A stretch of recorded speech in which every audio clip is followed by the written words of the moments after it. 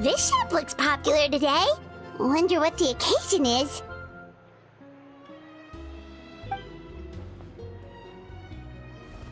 Butterfly Dew Cosmetics now on sale. Huh, looks like it.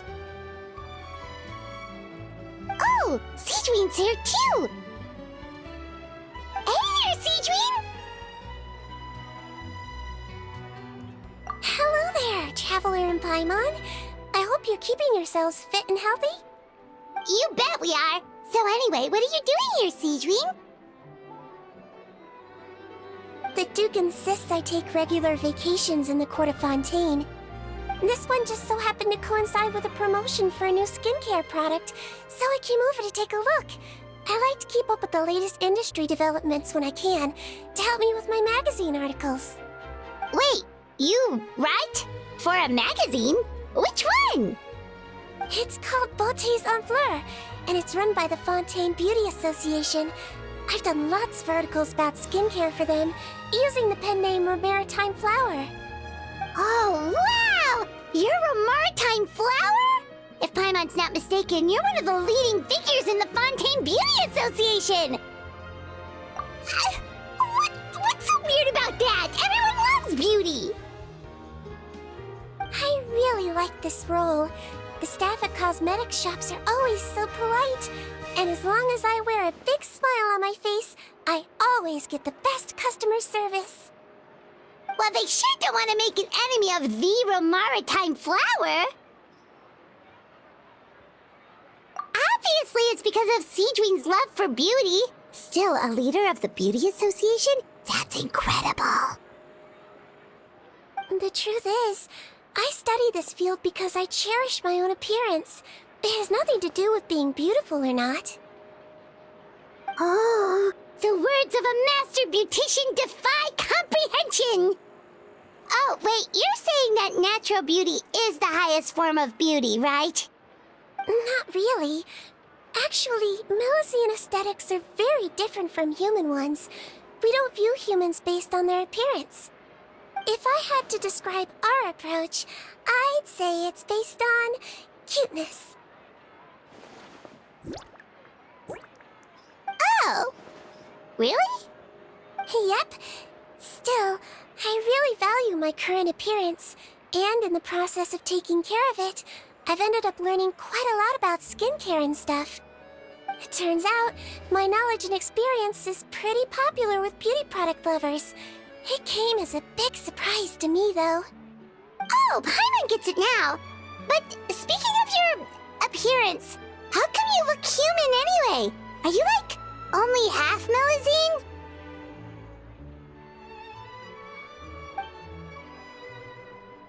Ooh, wait, sorry.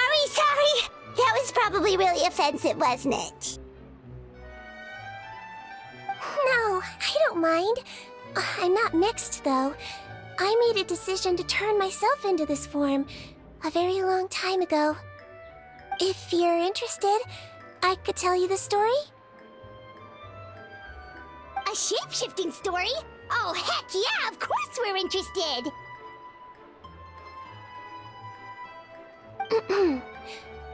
Once upon a time...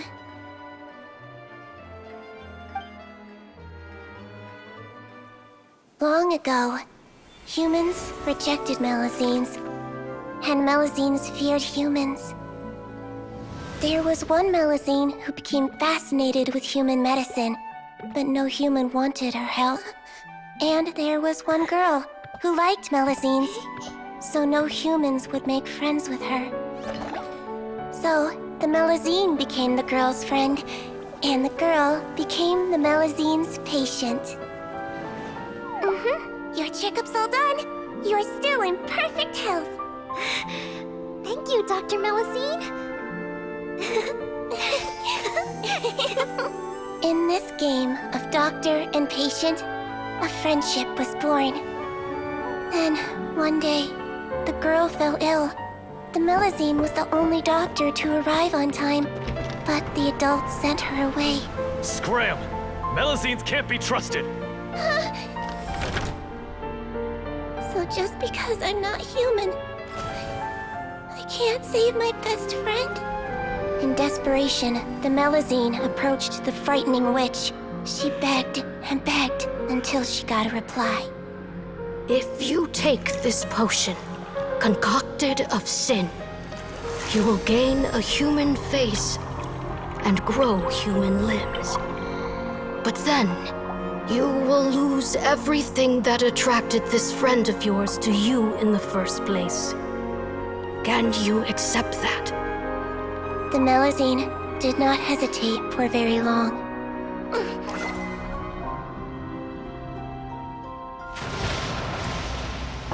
On a rainy night, a little doctor knocked on the girl's door. The doctor wore a hood and raincoat, maybe to protect her from the rain, but maybe also to hide a secret. The little doctor held the girl's hand and treated her illness, just as she had so many times before.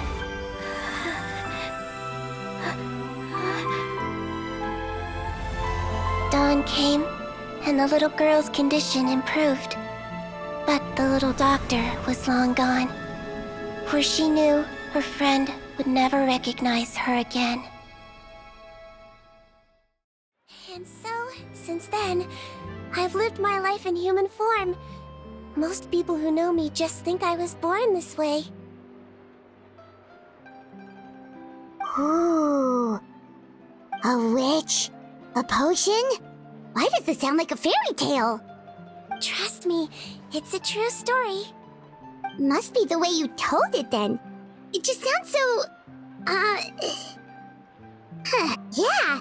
Not every Melazine would take human form to save their human friend. That must have been a huge decision. Treating patients is a doctor's duty. We must always find a way, even when the going gets tough. Ugh. It's so crazy that they turned you away just because you were a Melazine. Especially when their daughter was so sick. Well, sometimes appearance can be a real barrier. But that was a long time ago. I like how I look now anyway. Paimon too! You're super cute this way. Attention customers! Thank you all for waiting. Now, on behalf of our skincare partner, I'm delighted to announce that our exciting new product is now officially on sale! Whoa, there we go! Let's have a look, shall we? Oh, Paimon, if you want to buy any skincare products, I'll be happy to give you some suggestions. Really? Personal advice right from a leader of the Fontaine Beauty Association? What an honor! Allow me to introduce our newest skin lotion, Butterfly Dew. I'm sure many of you have already read about this product's trials in the newspapers.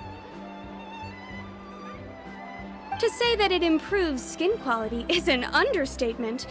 This product gets its name from the way it transforms your skin and makes it glow anew, like a butterfly emerging from its chrysalis and spreading its wings for the first time. We are thrilled to have the inventor of this fantastic product with us here today. Please welcome Mr. Rawat, a researcher from the Fontaine Research Institute.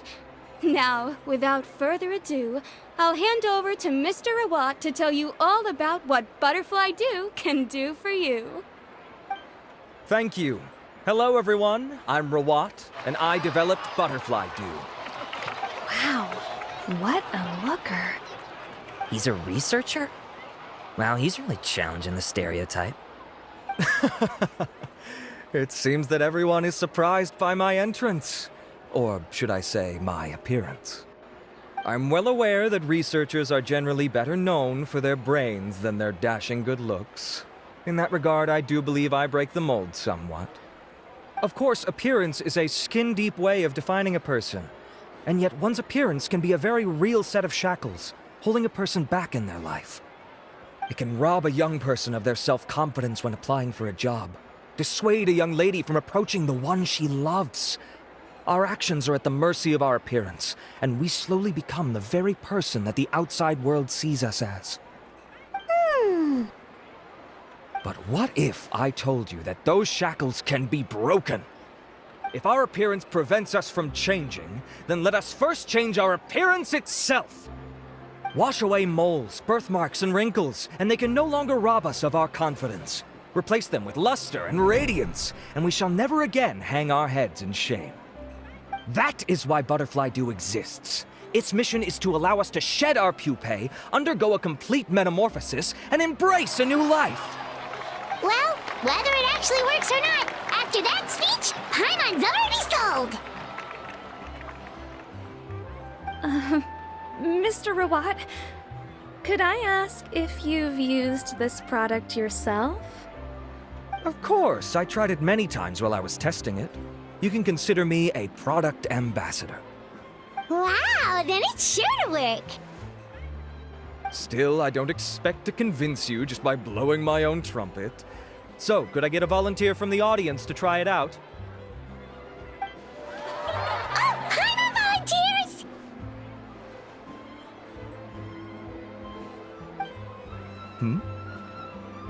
Oh! Ah, what an honor! It appears we have a giant of the Fontaine Beauty Association here with us. In that case, Miss Sijwin, could we seek your most expert opinion on this product? Sure. Whoa, is that Romaritime flower? They say she's the pickiest user of skincare products in all of Fontaine. Here you go. Well, it's very kind to the skin, and the absorption rate is high. Even for Fontaine, this is a first-rate product. Wow, now that's high praise! I'll take one. Any discounts? All right. Well, all that remains for me to say is, Butterfly Dew is now on sale!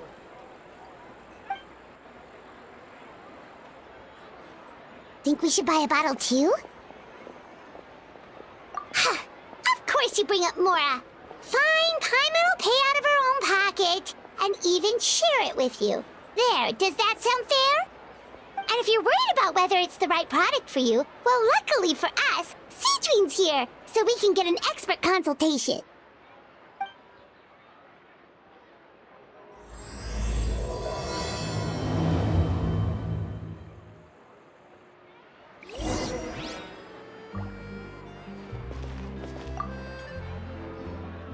It's an honor to receive such high praise from you. To be honest, I was also hoping you might be able to point out some flaws in the product so I can keep improving it. With most skincare products, the pros and cons only become apparent with long-term use. Yet, this one has instant benefits, improving skin quality without any obvious side effects. It's one of a kind. Don't worry though, I plan to keep using it, and I'll publish regular reviews in Beauté Sans Fleur. You can read my thoughts there. All you need to do is subscribe. Oh, I was hoping for a more casual conversation, but you are a beauty association leader after all. I understand if you want to keep this professional. Sijwin! Oh, excuse us, Miss Beauty Expert, but do you think this product is a good choice for me and her?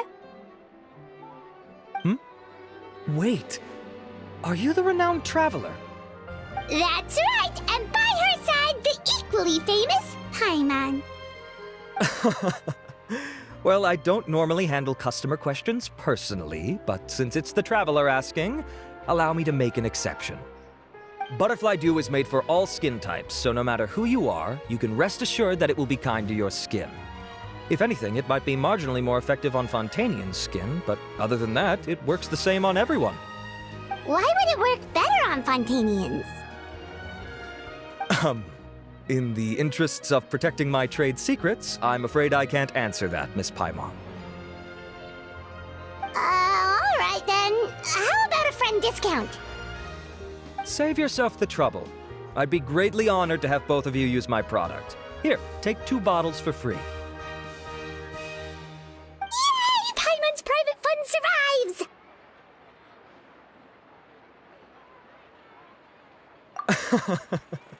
I can see why you might think that, but please don't misunderstand.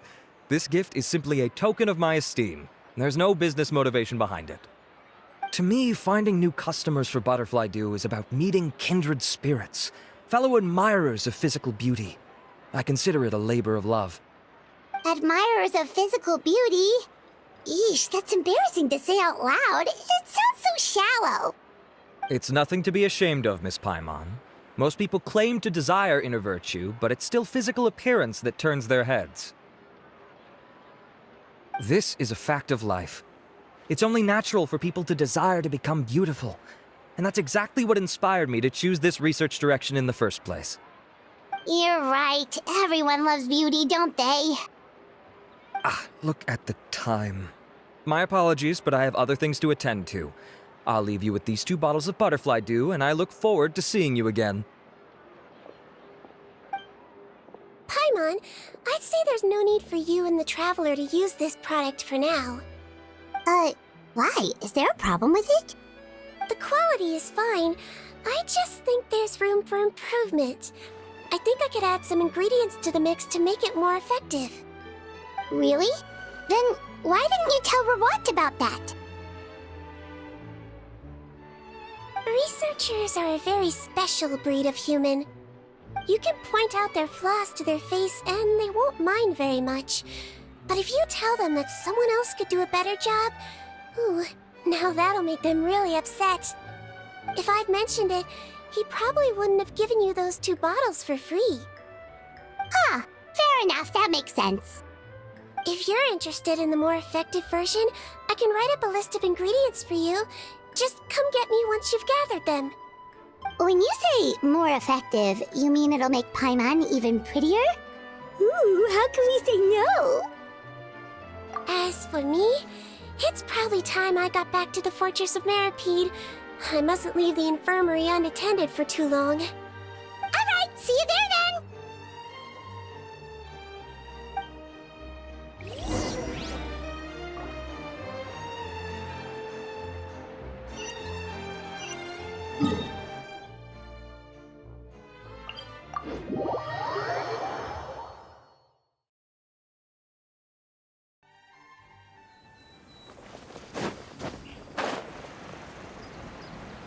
Just up ahead, Traveler.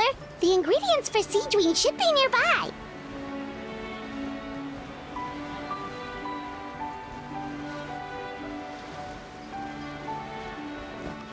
Shine down!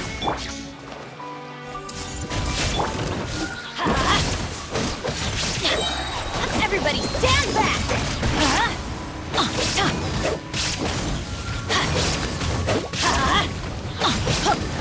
Let's light it up! Adventure time!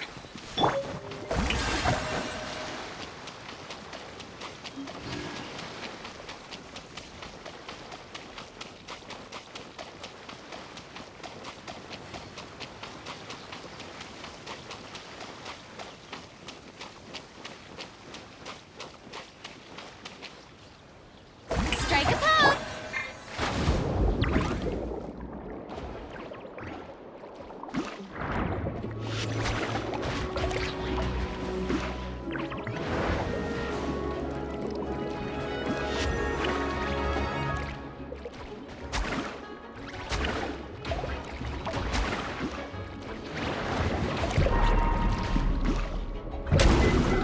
Great! That's everything! Let's head to the Fortress of Maripede!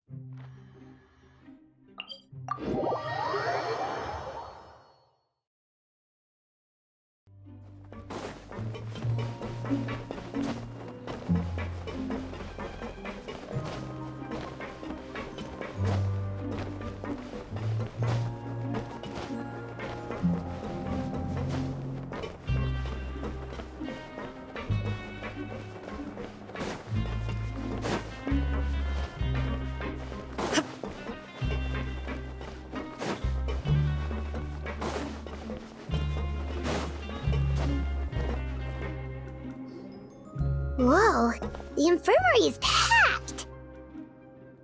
Please, you have to believe me. I saw it with my own eyes last night. Another me! He looked exactly like me. Got it? Okay. I've written down everything you told me. Now, I have a few tests to run. Take a deep breath, and don't worry, it's nothing to be nervous about. First, which finger am I holding up? Your index finger, but I'm telling you, my mental state is fine. I'm not crazy. Very good. Now, on to the next. Hey there, Your Grace. It's been a while, huh? Ah, it's you two. Indeed it has. I would offer you some tea, but I'm afraid the timing is unfortunate. Duty calls. No worries. Actually, we were looking for Sijwin. Do you, know what all of this is about? This inmate came running to the guards in a panic, claiming to have seen his exact doppelganger. A doppelganger? Doesn't that just mean someone else kinda looks like him? And that's what I thought when the report first reached my desk. But we've inspected our records. No one even vaguely resembles him. Considering how certain he is of what he saw, I can only surmise that he's having some mental issues. So I brought him for a medical evaluation. All right, very good. Take a sip of water and rest for a bit. Evaluation complete. I couldn't find any symptoms pointing to a physical condition. I see. So do you still believe there's more likely to be an issue with his mind than his body? I have to assume so for now. Psychological issues are more difficult to detect. At this stage, we can at least confirm that he is in command of his cognitive faculties. The rumor mill will go crazy if word of this gets out. Guards, take him to the ward for a period of observation. The Marechaussee Phantom has requested my cooperation on a case, otherwise I'd deal with this myself. Sorry for the trouble, head nurse, but I'll have to leave this to you. No problem, Your Grace. I'll add him to my observation list. By the way, we have a couple of guests here who've made the trip just to see you. I imagine it must be important. You probably won't need to add them to your observation list, though. Oh, Traveler! Paimon, it's you! Hey there, Sijwin! It's actually not that important, but... I'll be in my office if you desperately need me. Goodbye for now. Okay, bye-bye! So, Sijwin... Would you mind waiting for just a moment? I have another patient to see. Just find an empty bed and take a seat. I won't be long. Oh, sure! Sijwin, we've brought him. And he seems to have taken a turn for the worse again. Okay, don't panic. Let's start by sitting him down here. Paimon had no idea how busy it can get for Sijwin. Maybe now's not the time to ask for her help with skincare. Good point. Besides, it might actually be interesting to observe her at work. Well, this could hurt, so I suggest you take a deep breath first. Did his face melt? What happened to him? It's anyone's guess. His face melted off shortly after arriving at the fortress.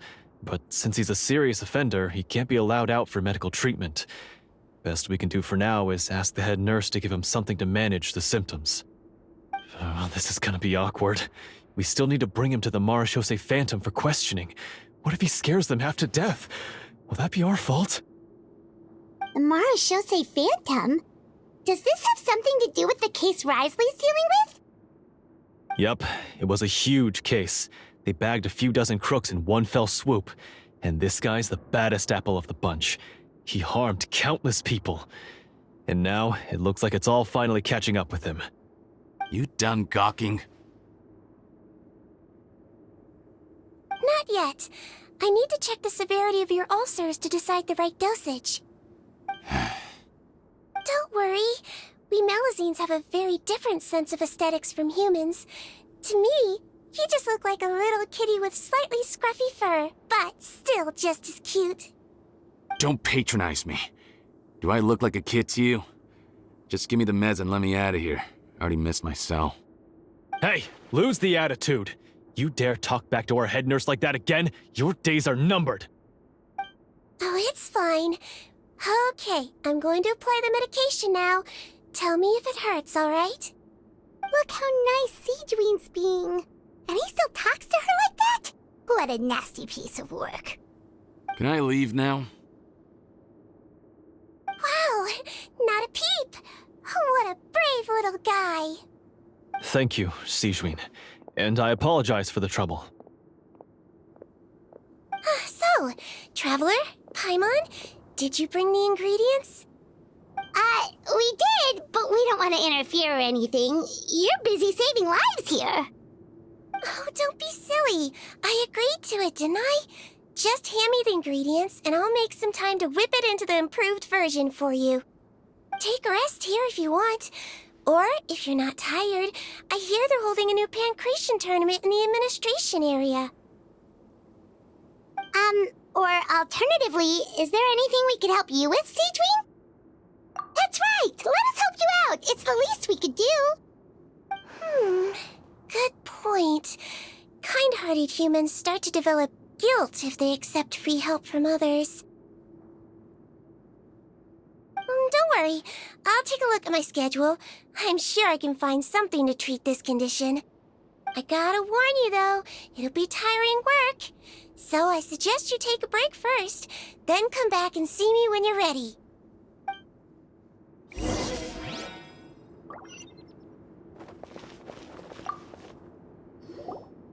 We're ready, Sijwin! What's our first mission? I found the perfect job for the Traveler. First, I'd like you to lie down in this bed.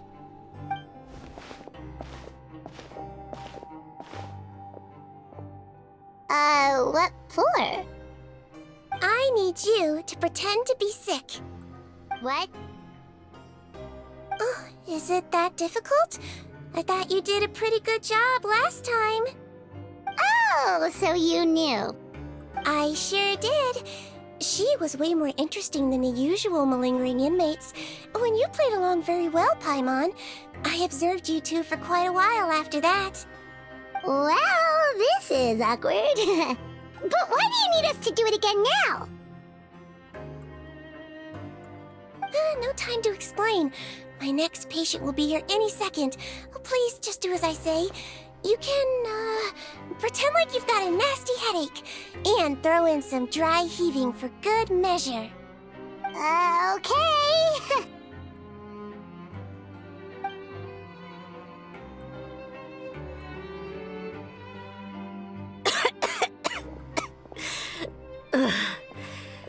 Hey, Doc, it's me. I'm only here because my mom won't stop pestering me about it. So annoying. Well, your mother has enough on her plate with a busy job. Well, the last thing she needs is to worry about you being sick as well. I know! I shouldn't treat the place like a playground, shouldn't go swimming in the lower levels where we join up with the sea, because it'll give me a cold and distract her from her work. I thought I'd be able to have some fun here at the fortress for a few days, but it's always, don't do this and don't do that. All right, sit yourself down and I'll take your temperature. Your fever still hasn't gone down. Well, here's your medicine. 1 cup for starters, and we'll see if it helps. But Doc, it's so bitter. Do I really have to drink it? I mean, I'll be fine, right? I've got an uncle who caught a cold.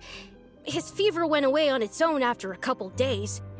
Can't you just write me a note saying I'm on the mend? I just need something to keep my mom off my case. I sure can. You're a very brave boy after all. Huh? Brave? What makes you say that? Well, if you want to rely on your own immune system to clear up your fever, oh, then you'll have to tough it out like this young lady.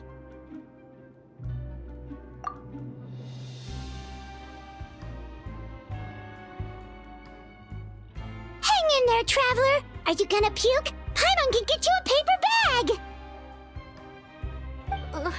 Huh? As long as you're tough enough to get through the nausea and dizziness caused by the high fever, you'll be right as rain after just a few days' rest. And if I'm not tough enough? Hey! Wake up! Wake up! Put it this way. At least you'll never have to see the doctor again, right? I think maybe I'll take that medicine after all, if that's okay. Oh, of course. Here, it's still warm. It's so bitter. All done. Great job, you two. That kid really doesn't know what's good for him. His mother's a guard here. She's been working back-to-back shifts lately, but unfortunately his father's away on a business trip right now. She had no choice but to bring her son here for the time being. He was quite happy at first. He seemed to think that the Fortress of Meripede would be all fun and games. So you made us put on that act just to scare a kid into taking his medicine? That's a pretty sneaky trick. Seems like there's a whole side to Sijui we never knew about. It's a technique I learned from my teacher. Oh, you had a teacher? Was she a Melusine doctor too? She was human.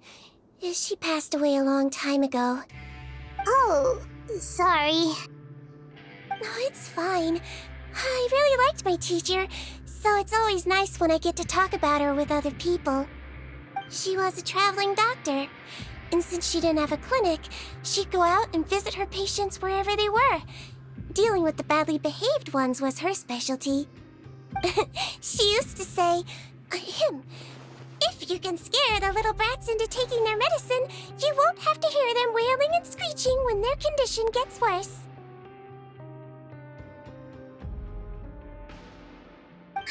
She sounds like a pretty strict teacher. Strict?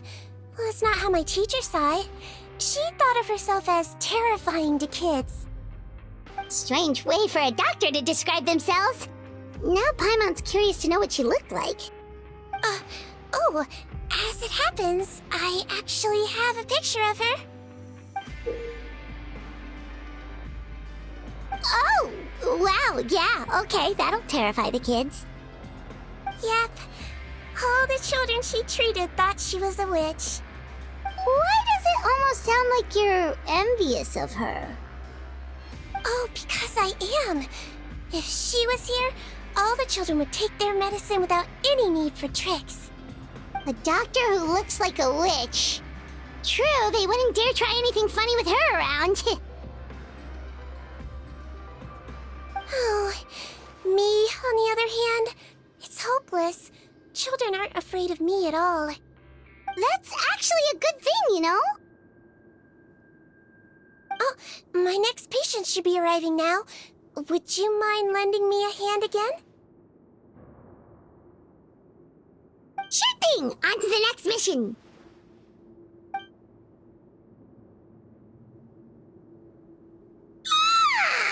Is it nighttime already? That flew by. You really have a busy job, Sijdwin. Well, thanks to you two, it was much easier today. Aww. Should we get some rest? It's getting pretty late. Oh, there is one last thing. I have to keep it confidential, so I usually leave it till after everyone's clocked out. Confidential? Are you sure you can tell us? It's fine. You're not living here anymore, so it's okay if you know. All it is I have to prepare some ingredients to make healthy meals with. Wait, you mean those healthy meals? My patients refuse to eat any healthy meals I prepare in front of them, so I have to prep the ingredients in secret, then let the chef at the Coupon cafeteria handle the rest.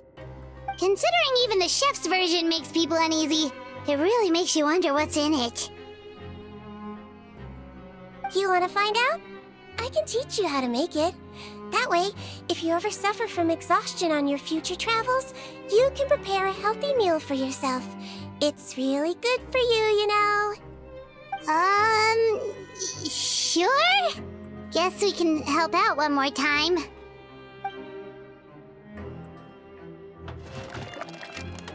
The ingredients are ready.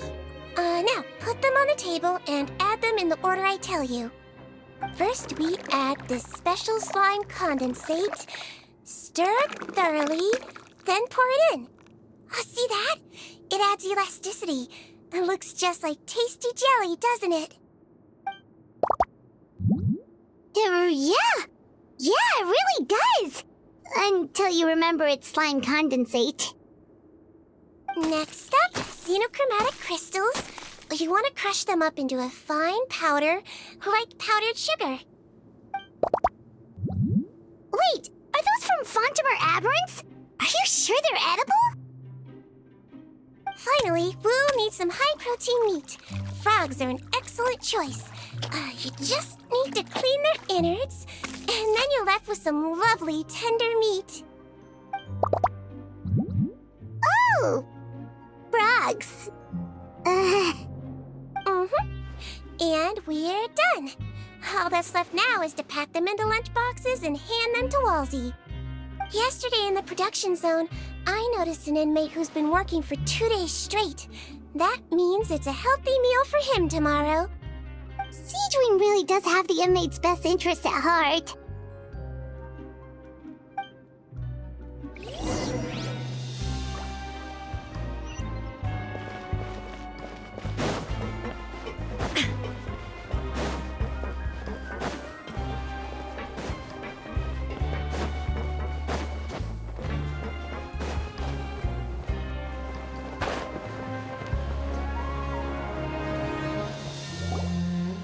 Ah, head nurse. Got some extras for me? Just the one today. The serial number's on the lid. Sounds good. I'll make sure it gets delivered. Sounds like they're talking in code. Thanks for your help. Oh, it's no trouble at all. I only wish I could do more. You work so hard for all our sakes. I'd happily lose a little sleep if it meant helping you out. That won't do. If you reduce your sleeping hours any further, your health will start to suffer. All right. Nurse's orders. I'll do as I'm told. But you take care of yourself too.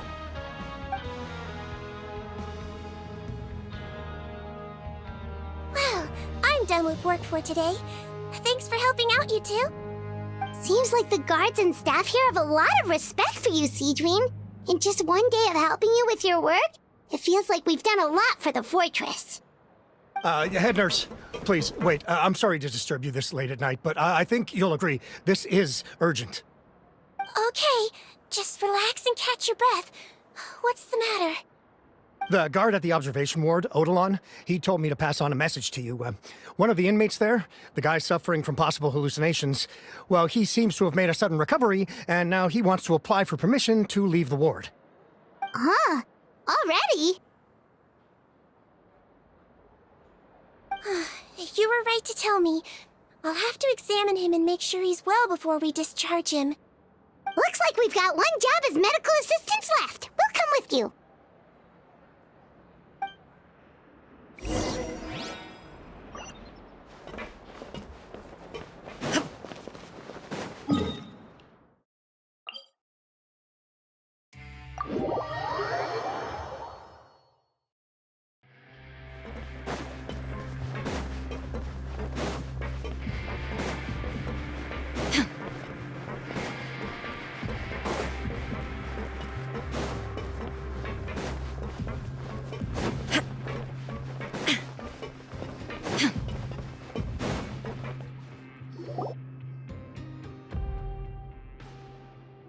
Ah, head nurse, you're finally here. I'm so sorry for all the trouble I've caused you, but I believe I've now made a full recovery. After giving it some thought, I'm sure that I was probably just seeing things. Stress-related, I imagine. I'd been working long hours, so I definitely wasn't in the best state of mind. I totally fully understand. Still, I have to give you an examination before I can discharge you, okay? So, take a deep breath and don't be nervous. It'll be the exact same procedure as we did this morning. We can start whenever you're ready. Again, so sorry.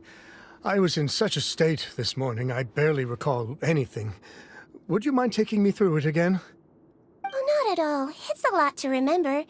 First up, we have a little cognitive test. Just concentrate and you'll be fine. To start with, which finger am I holding up? Your pinky.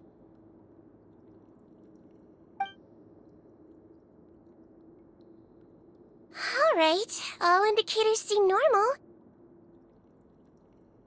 So it was a stress-induced hallucination after all? Well, we've certainly had previous cases of mental illness caused by overwork, which is why I carefully observe everyone in the production zone. I wonder how I managed to miss the signs this time. Please, head nurse, you shouldn't blame yourself. I'm just still adapting, that's all. Pushed myself too hard, and I guess I couldn't take it. Thanks for looking after me. I'll be as good as new after a good night's sleep. And if you can give me the okay, I know I'll sleep better back in my good old dorm. It can be difficult to relax in an unfamiliar environment. All right then, you can leave the ward. I suggest you take 2 days off to focus on your recovery. I'll take you off the observation list for now, so you're officially discharged. Great. I can't thank you enough, head nurse. Mr. Odilon, could you escort him back? Of course. I'm on guard duty in the administrative area tonight, so nothing will go wrong. You have my word.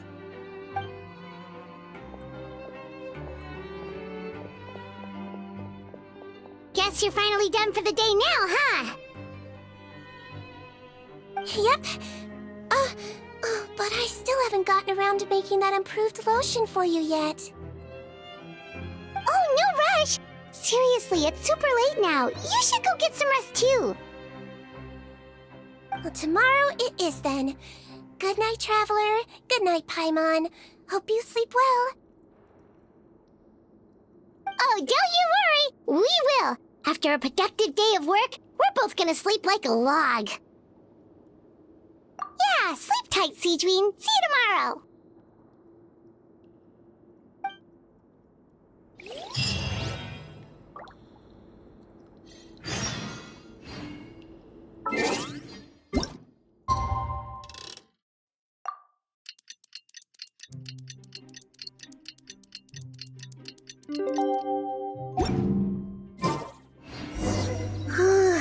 Paimon really did sleep like a log. Let's go find Sijwin.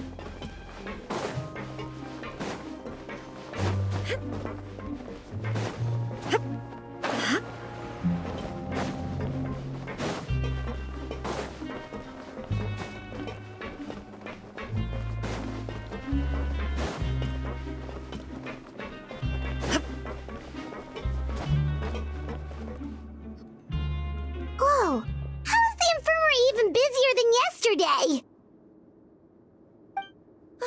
Good morning, Traveler and Paimon. I have a few people here for a checkup, so you might need to wait for a while. No problem. Anything we can do to help? There's a bit of a complicated situation here. I'm still getting to the bottom of it myself. You have to believe me. I'm telling the truth. You're in a medical facility. Keep it down. Please, listen to me. I'm not Gascon. I'm Uy. You're a horrible liar, you know that? We get all your mugshots with our arrest warrants.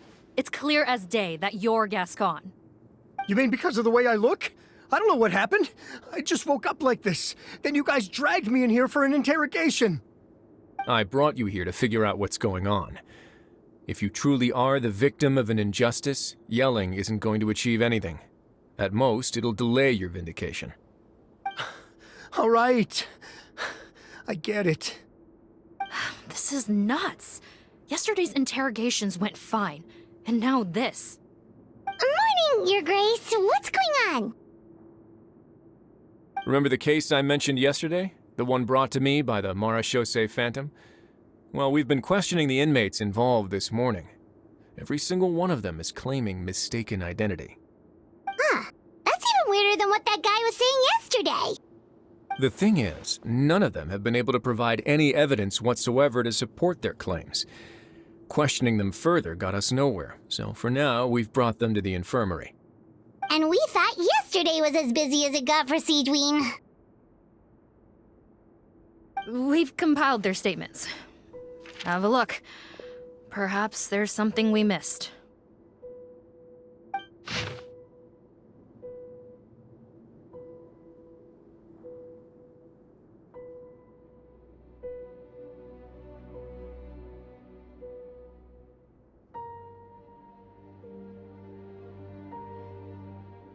Wait. Release? Interesting. The inmates they spoke of in their statements appear to all be due for release today.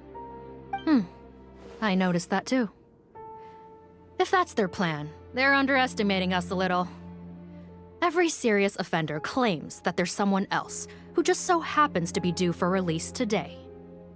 And they're expecting us to go along with that. All the more reason to be cautious. Lumberzar, check the release list for today and make sure no one gets processed. We're gonna need an excuse, though. Just say we're out of forms, and that we're furiously printing more as we speak. I'm on it. It's conceivable that our group of serious offenders somehow found a way to switch places with inmates who are about to be released, so they can walk out right under our noses.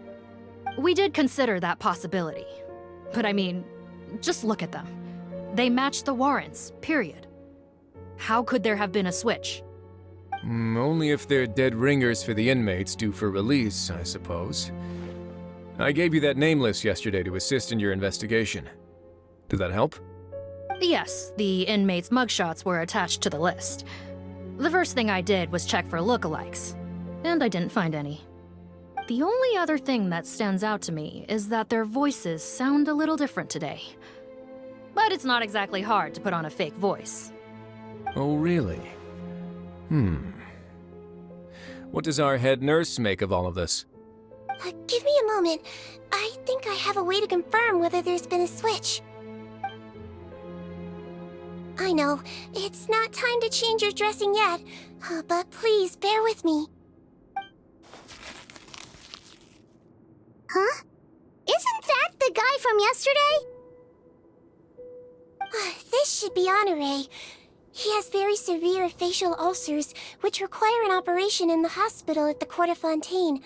I authorized him to leave the fortress for medical treatment under guarded escort. Yes, like I told you. I'm not Putton. I'm Honore. So there has been a swap. Well, I can see what happened in Potton's case, but how do you explain the other inmates?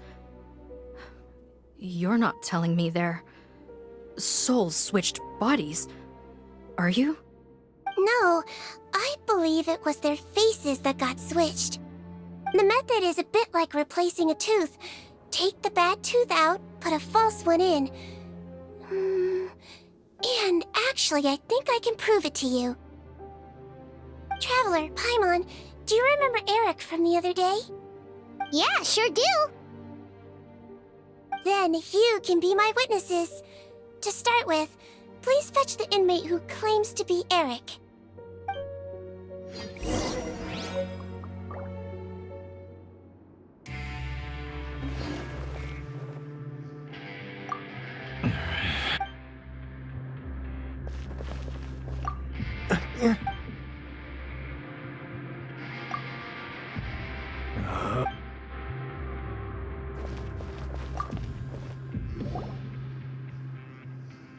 So, you're Eric? Yes, head nurse. It's me. You do believe me, right? I need to do another examination on you. Same procedure as yesterday. All right. It's the cognition test first, right?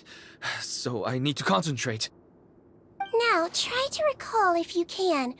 The last time we did this test, which finger did I hold up? I believe it was your index finger. But that means Huh? So basically, last night the Eric who said he saw another him suddenly recovered and applied to leave the observation ward. Sijwin did another test before letting him leave, but that time she held up her pinky finger. Huh? I don't know about any test last night. There was nothing to do in the observation ward, so I went straight to bed. Then I somehow woke up in a high-security cell. Well, in that case, there is a reasonable explanation for the strange events of the past 2 days. So, what exactly happened? The gang of serious offenders wanted to break out of prison, so they identified a group of scapegoats, namely inmates whose terms were almost up, and planned to switch appearances with them. Last night, when Odilon was on duty, they ambushed him and had one of their group switch appearances with him using their face-swapping method. That allowed them to avoid scrutiny from the other guards. Then, once all the other inmates were asleep, Odilon spent his night shift carrying out the remainder of their switcheroo plan. However, they made one mistake. Henri changed his appearance to match Eric's earlier than he should have done, and ended up being spotted by the real Eric. Real Eric came to the guards for help, but we didn't know then what we know now, so we put it down to hallucination and sent him to the observation ward. However, since one of the gang members was posing as a guard, they simply changed real Eric's appearance and had their Eric take his place, muddying the waters even further. Right, because I put Eric on the observation list by then, and no inmates on that list can be processed for departure until I've discharged them. Hence why the imposters had to pull that little stunt to get fake Eric off the list. Yeah, it all makes sense now! The Duke cracked the case! Well, I can't fault the reasoning. But I'm afraid that we ruled out the possibility of face switching very early on in this process. Criminals altering their facial appearance to commit crimes is nothing new. In fact, one of the explicit duties of the Malazines in the Marechaussee Phantom is to identify criminals in disguise. We carefully examined all the suspects, and there is no evidence that any means of disguise were used in this case. Huh. Well then, how do we explain all this? So far, it seems more likely that the gang stole documentation belonging to the inmates due for release, and are using that to commit identity fraud. Actually, there is a potion that can completely change someone's appearance. If they use that, even a Melazine wouldn't be able to detect it. A shape-shifting potion? Forgive me, head nurse, but this is the first time I'm hearing about it. If such a potion truly existed, it would jeopardize our entire investigative process at the Marechaussee Phantom. Are you certain of this? Yes, I am. But... Please, trust me in my professional opinion as an experienced clinician. At the same time, without any solid evidence, it's pure speculation.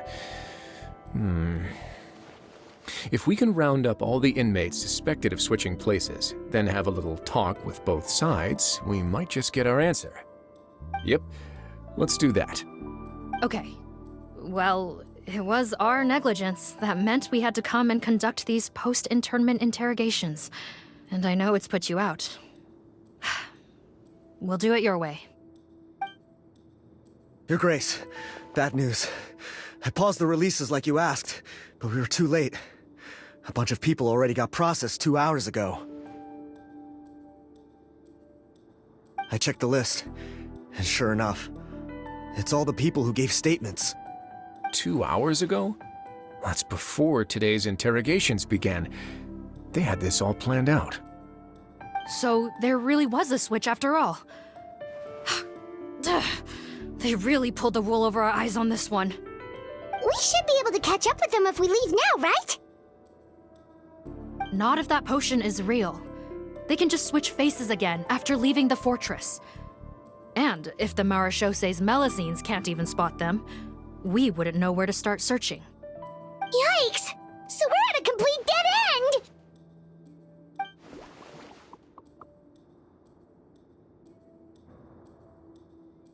Well, technically there is one more lead we could follow up on. We were only able to arrest this gang thanks to the help of a researcher from the Fontaine Research Institute. I believe his name is Rawat. Oh? Rawat? Isn't that the handsome guy we met at that skincare promotion? Handsome? Maybe from a human point of view. I just remember that he specialized in potions. One of the crimes this gang is charged with is the manufacture and sale of illicit drugs. According to Mr. Rawat, they appear to have stolen technology he developed through his research and used it in their operation. At first, he thought it was a typical case of intellectual property infringement, and he tried to negotiate with them. But once he discovered their criminal operation, he reported them to the authorities. Thanks to his report, we were able to swoop in and arrest them all in one go. What a hero! Bet that took courage on his part. No doubt. This is worth following up on. As the one who snitched on them, it's highly likely that Rawat will be targeted by the escapees. That aside, since he's negotiated with them in person before, there's a chance he'll have some additional information for us. Understood, Your Grace. My team and I will head to the Fontaine Research Institute right away. In the meantime, please keep an eye on the face switch victims for us. Of course. Miss Morgan, I'd like to come along and help you catch these criminals. Huh? Well, I'm the one who discharged the fake Eric last night, so I feel partly responsible. Don't say that, head nurse. Your focus was on the inmates' health, and rightly so. We can't ask you to help with arresting criminals. That's our duty. I also have a more personal reason. Cotton is a patient of mine, and if I don't get a new batch of medicine to him in time, his condition will get much worse. Look, head nurse, I completely understand where you're coming from. But arresting criminals is dangerous business. And if anything happened to you, none of us can afford to take on that responsibility. Don't worry, I can defend myself just fine. You say that, but still.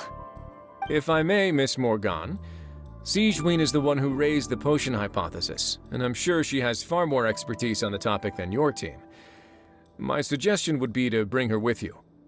And if you really are worried for her safety, then...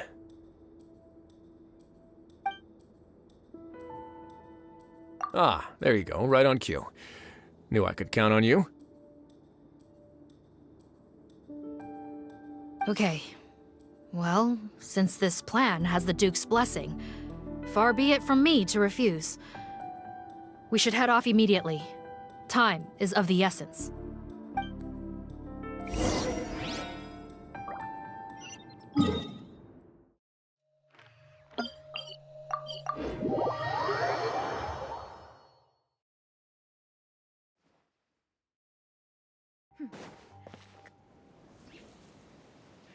Greetings. Sorry to impose, but I'm afraid we're here on urgent business, and we're gonna need you to cooperate. The Marsh is a phantom. Let me guess, you're investigating some more illegal research? Not this time, no. We're looking for a researcher. Do you know where we might find Mr. Rawat? Rawat. Oh yeah, Mr. Handsome, right? He actually doesn't work on site here very often. There's a handful of researchers in the nearby area who know him pretty well, though. You can see what they know. Just a handful? Paimon figured he'd be the most popular guy around. Well, I guess you could say he's popular, at least on a superficial level. He's blessed with good looks, so he tends to make a good first impression on people. But in all his time here at the Fontaine Research Institute, I don't think he's ever had a single deep conversation about his research with his peers. That's no way to make real friends around here.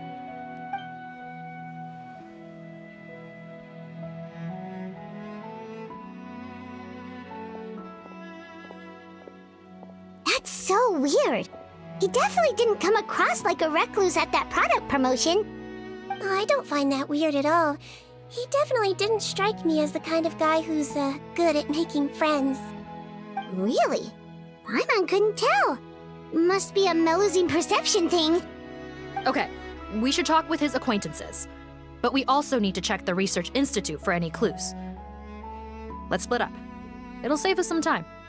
Sure thing. We'll go ask around among the other researchers with Sijwin. Paimon's suddenly kinda curious to know what everyone really thinks of him.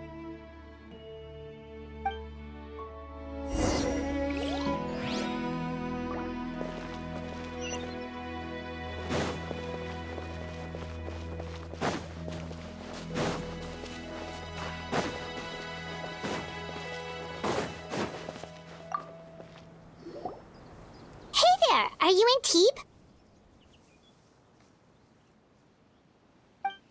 What do you want? We're here to ask about Rawat. Any idea where he might be? We were told you were pretty close with him. Close? Not sure that's the word I'd use. He wouldn't even let me use his patent. Huh? It's been a good few days since I last saw him. I don't know where he's at. Go ask someone else. Would the patent in question happen to be related to the new skincare product he developed? Yeah, kinda. Butterfly dew, or whatever he calls it. I heard he made a tidy sum off of that one. Okay, now we're getting somewhere. Keep going. Most of the other researchers here focus on mechanics, energy, stuff like that. I get why he wouldn't be interested in having anything to do with them. But I'm studying coatings. There's a huge overlap in our areas of research. Why would he refuse to work with me? I bought his product once and noticed it contains a unique substance that might have applications in coatings too. If it worked out, I could probably make as much as he's making. Don't get me wrong, I had no intention of plagiarizing his work. I was hoping to get official permission to use his findings in my own research. Followed the proper procedure. It was all above board. I would have had to pay him a license fee and everything. But despite that, he turned me down not once, not twice, but 3 times. It's like he's vehemently opposed to the idea of anyone else making the kind of money he does. Huh, so is Rawat antisocial, or is this guy just jealous? Well, it doesn't look like we're gonna get any info about Rawat's whereabouts from him. Let's go! Wait, 1 second. Mr. Antibes, next time you go shopping, you should buy some Buell fruits. Peel the skin, steep in water, then drink. It'll help calm your mood. Huh? Yeah. Thanks.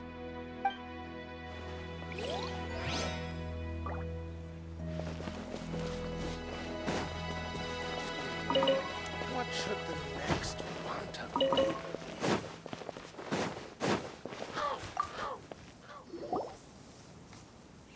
Excuse us, are you Audrey? That's me. What is it? Are you close friends with Rawat? We're trying to find out where he is. Close friends? You mean because I told him I had feelings for him once? I doubt I'm the first or last at the Institute to make that mistake. Why would you single me out as a close friend? I should have known, really. Men like him, they just enjoy being surrounded by fawning women. They're not interested in a serious relationship. Okay. We were just kind of wondering if you might know where we can find him. Why would I know where he's at? I barely know him, and he probably doesn't even remember me.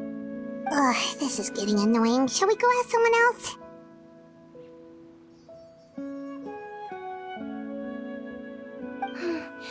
I think she knows Rawat better than she cares to admit. If we leave now, it might be a wasted opportunity. Maybe, but we're not going to get much out of her while she's in this state, are we? She's displaying symptoms common among people in love, if that's what you mean. But I know a cure. It's curable? Oh, we're still no closer to finding Mr. Rawat. Oh, by this point, he could be in grave danger. Danger? Wait, why are you looking for him again? Oh, that's right, yeah! The Marechaussee Phantom said that he's been targeted by some pretty bad people. We need to make sure he's safe. What? How has this happened? He seemed fine when I last saw him, and that was only a couple of days ago. Just happened to run into him, of course. Oh, I see. Well, do you have any thoughts on where he might be right now? Okay, but this is purely out of concern for his safety. If he's not at the Institute, he might be at his mother's place. I heard she raised him alone, that they had it pretty tough financially, and these days she's housebound due to illness. He makes regular trips back home to check on her. Oh, okay. Do you know the address? Nope, sorry. I only found out the thing about his mother because it came up in conversation once. I was just trying to find out more about him, so I could get to know him better. When I told him I had a crush on him, I offered to help him take care of his mother. And yeah, maybe that was a stupid idea, but did he really have to yell at me for it? It's like, fine, I can take no for an answer, but what's with the temper tantrum? Unbelievable. These guys only want to show you their charming, well-groomed exterior. They can't stand it when a few home truths shine through. Looks like her love syndrome is flaring up again. We need to find out Mr. Rawat's mother's address. Let's check with the Marechaussee officers when we regroup. Cool, sounds like a plan.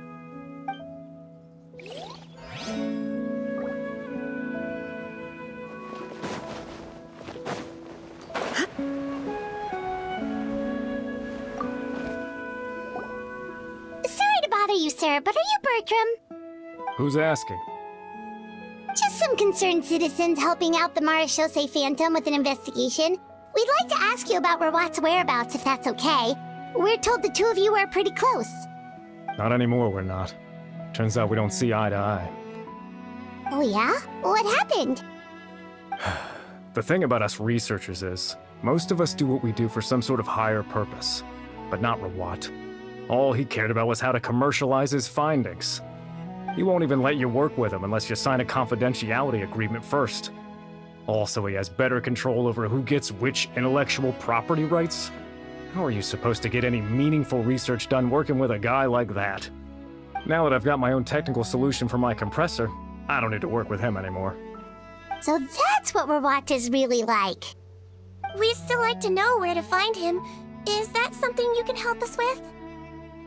Wait, you're... Yeah, I know you. You're the head nurse at the Fortress of Meropide. Alright, then I'm happy to help you if I can. I respect the work you do. Medicine serves the highest purpose of all the sciences. Wow, turns out Sijwin's got some real clout. Thing is, I have no real way of knowing where he might be. I stopped working with him 2 months ago, and I've barely seen him since. But if you want my advice, I'd say go talk to the peddlers. There's a few he meets with every other day or so. Maybe they know where he's at. Peddlers? Yeah, back when I was working with him, I noticed he met with them quite often. Wouldn't surprise me if they were involved in some shady business together, because it seemed like they went out of their way to avoid discussing anything in my presence. The little I overheard was about manufacturing and selling pharmaceutical drugs. Like I said, he's all about the money. Drugs? Doesn't he work with skincare products? Do those count as drugs? Who knows? I never cared to find out. He's the Morag rubber, not me. Thank you. You've given us plenty to work with. Welcome. Goodbye, and may we both reach new heights in our scientific endeavors. Well, that's all 3 researchers. Let's head back to the meetup point.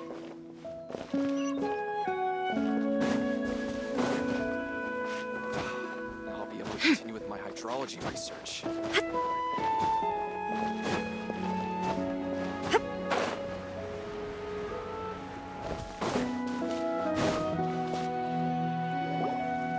You know, Heimat started out thinking Rawat was a handsome researcher with a friendly and cheerful personality. It's such a surprise to learn that his peers have a different impression of him. So what's your view of him now, Paimon? A handsome researcher whose difficult upbringing turned him into a profit chaser with a chip on his shoulder? So your thoughts about his appearance haven't changed at all? Well, his looks are kind of a big deal. At least in Paimon's opinion.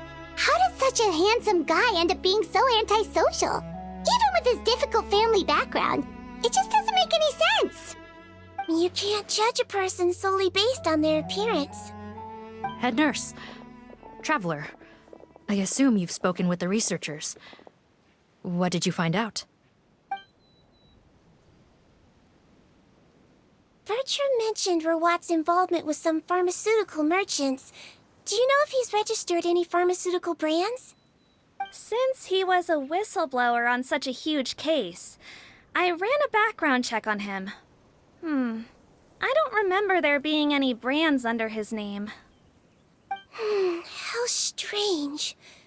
If he was so focused on commercializing his research and averse to sharing his technology with others, why wouldn't he have registered his own brands?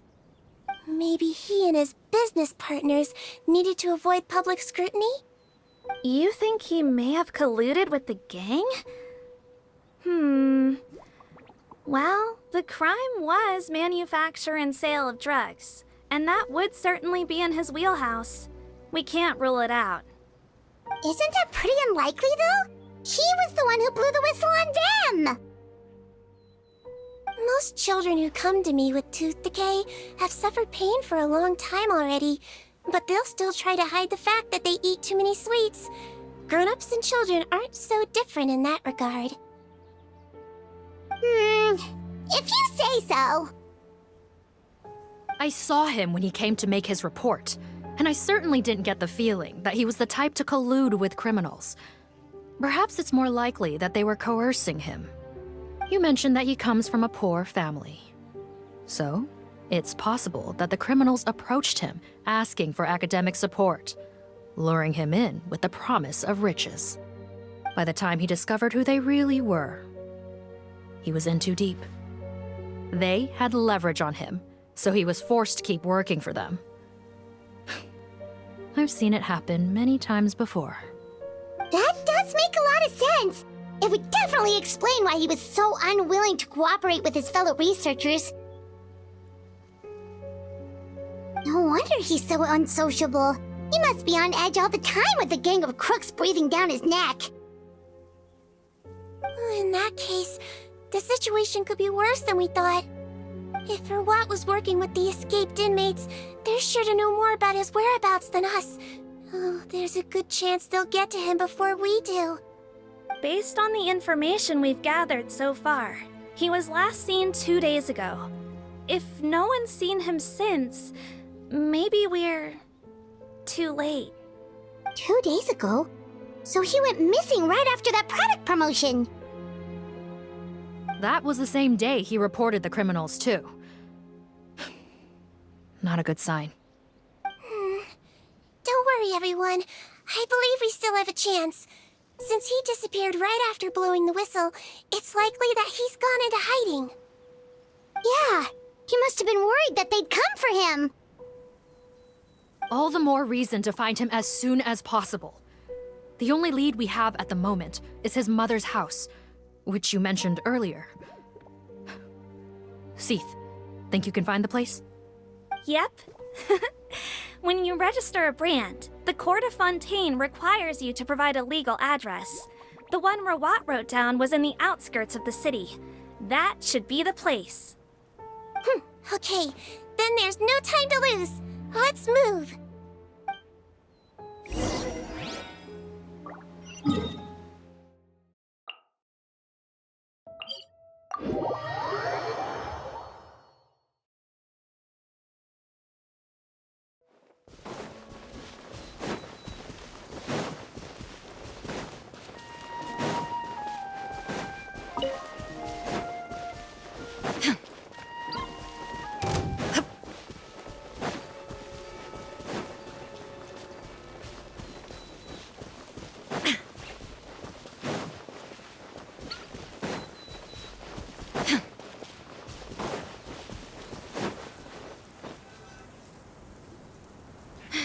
Right. This should be the house. I'm pretty sure this was the address. Okay, I'll knock.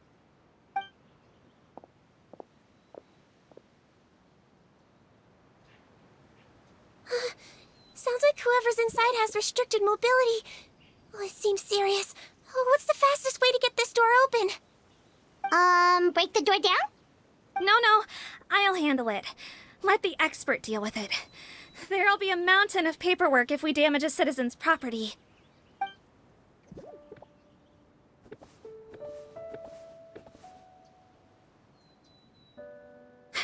Calm down. Deep breaths. Remember your training. Control your strength. And... it's open! Seath, take a few people and lie in wait. Keep your eyes peeled for any activity around the house. The Traveler, head nurse, and I will go inside.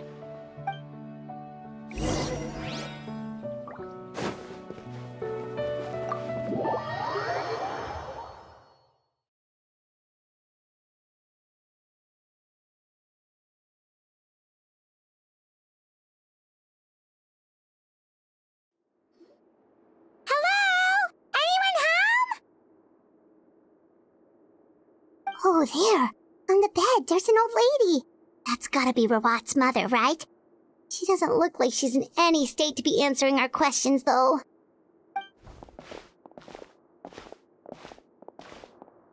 We could try, but she is very ill. We mustn't force it. Well, doesn't look like Rawat's here. She's the only one we can talk to. Yep. Allow me. Hello, ma'am. Might I ask if you're Rawat's mother? We are trying to locate him.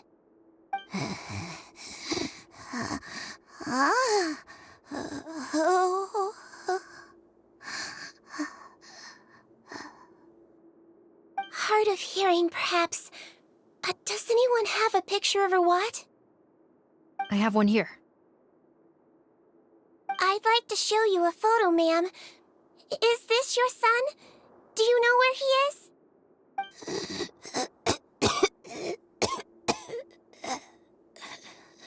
Looks like this isn't gonna work after all. Well, looks like we're out of leads. If Rawat's not here, things are looking very bad for him. Is it possible he could have avoided returning here because he knew he'd be in danger? Maybe. But if so, where do we look next? Maybe we should take another look at the Institute. Guess so. I suggest we all return there now. We found a good amount of useful information the first time, but perhaps there's something we missed. This is our last hope. Sorry, officer, but could I stay here for a while? This patient requires some care. Of course. Traveler, stay with the head nurse. You're technically here as her assistant after all. Also, I'd like some Marechaussee members to stay as well, and keep an eye on the area. Why's that? If Rawat knows how serious his mother's condition is, he will return. Got it. Okay. I'll tell the squad members in hiding to stay put and keep a lookout. Thanks for helping me out yet again, Traveler and Paimon. No problem. But when you say her condition is serious, do you mean...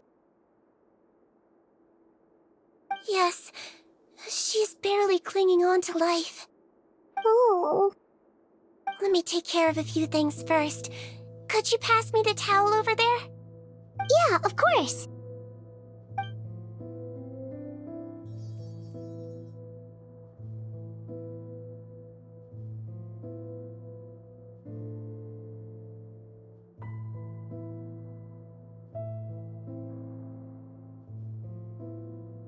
I can tell that her family has tried a lot of different treatment methods, including some very expensive medicines. Unfortunately, her condition is so multifaceted that a recovery looks all but impossible. Sijwin. My mom bets being a nurse must be pretty tough at times like this. Yes, it makes me a little sad. In Melazine's eyes, A human's birth, aging, sickness, and death are as much a part of natural law as sunrise and sunset. But human medicine can defy that law to some extent. In that sense, it is a science of miracles. That is why I became fascinated with it in the first place. But it was only after I truly became a doctor that I realized miracles don't always happen. Even the greatest doctors cannot cure all diseases. Sijwin. Well, don't worry about me, Paimon. A doctor's duty is not to cure all diseases, but to treat whatever ailments they can. At the very least, I can lower her fever. That way she'll suffer less, and she might even be able to see her son. Yeah. All the more reason to find Rawat as soon as possible, even if we don't catch those crooks. Oh, her fever is getting worse. Could I get some hot water? Sure, we're on the case.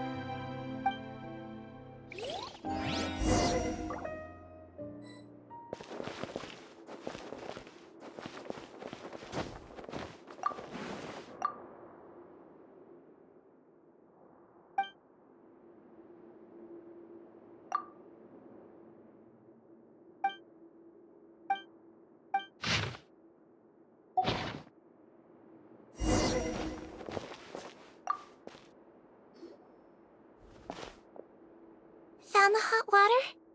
Sure did. And look what else we found. Judging by this journal, it seems like Rawat has a private lab. There's a good chance he could be there right now. We gotta go tell Officer Morgan right away. Oh, that's great news. But hold on just a moment. The wet towel is ready. I'm giving you another injection. Are you feeling better now?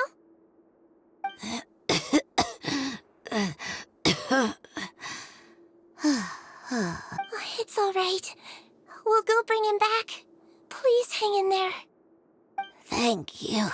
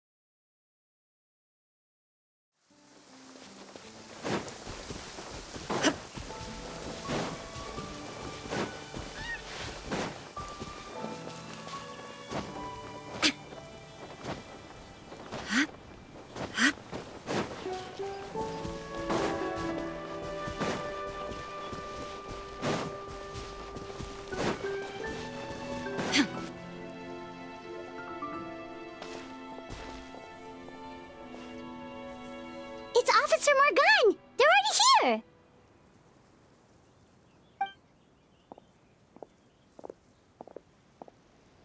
We came as soon as we heard the news. I can't believe we were so careless. The most crucial information of all was hiding right there, in that room. And we missed it. Don't blame yourself. Right now, we need to focus on finding a way in. There's a mechanical door over here! Hopefully the instructions in Rawat's journal will help us open it.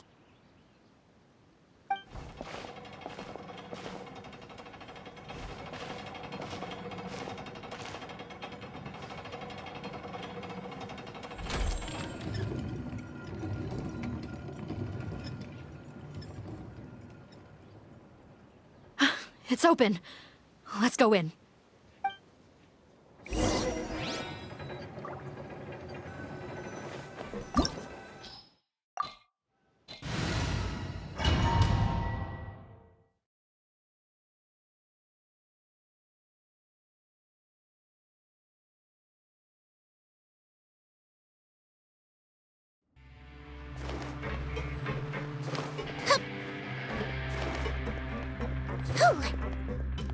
How did they get in here? Captain, up ahead! Those look like our fugitives! So they found this place too? Don't let any of them escape!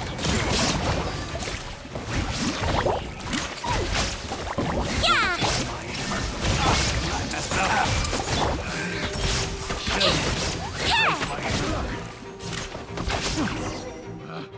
Picked the wrong test subject.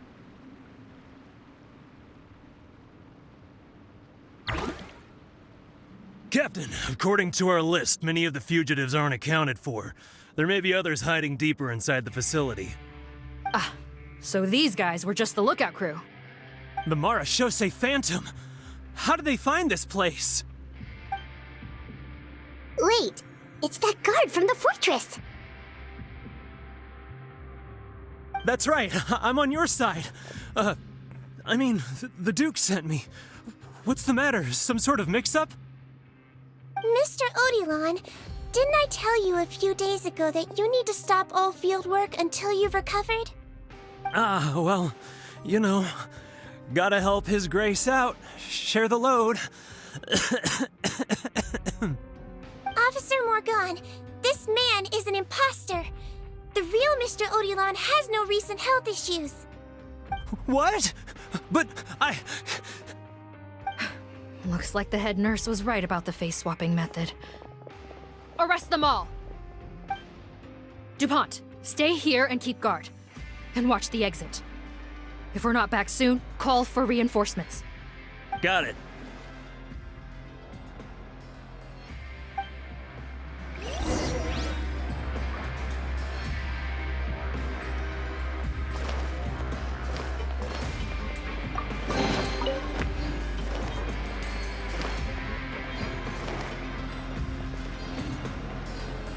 Don't slip and fall!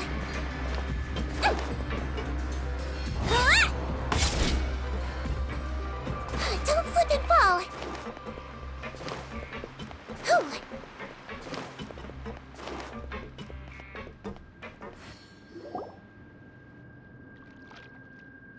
So many jars. Was this some sort of production facility? This scent, it's probably the ingredients used to make butterfly dew.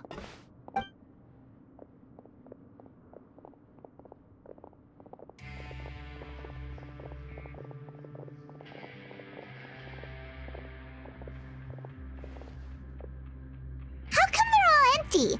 Did it sell so well that he ran out of supplies? How strange. Why would Rawat choose to manufacture a popular product like that in such a difficult-to-reach location? Given our suspicion that he may have been coerced into the illegal drug trade, I would have thought that any production facility we find here would be used for illicit purposes. Perhaps butterfly dew is itself an illegal drug. Do you have any evidence for that claim? No, just a guess. We need to find Rawat as soon as possible. He has all the answers we need. Understood. Well, let's not linger here.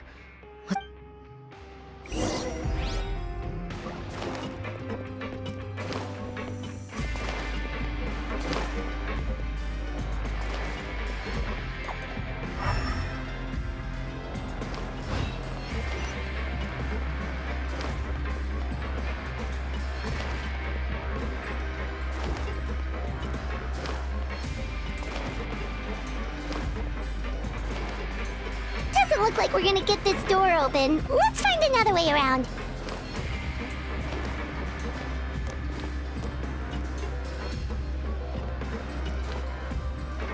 This one's closed too! What's with those carts and tracks? Oh, maybe it's one of those doors that opens when it senses cargo passing through.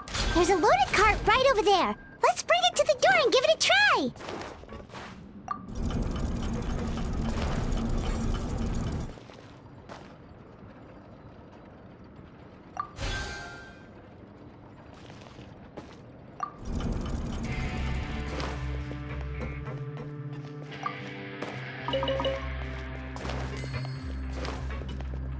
Don't slip and fall!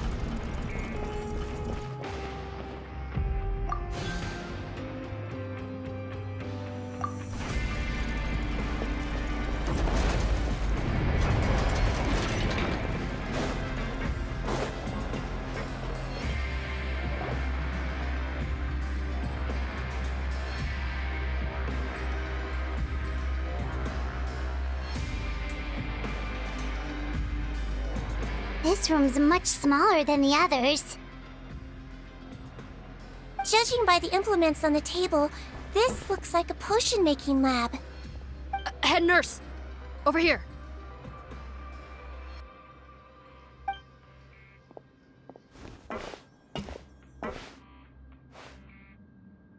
Let's see. Huh? Robot's clothes? Why would he change here?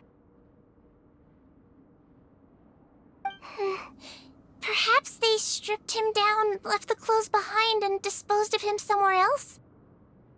Yikes, Sijwin, where did that come from? Oh, what a tragic way to go.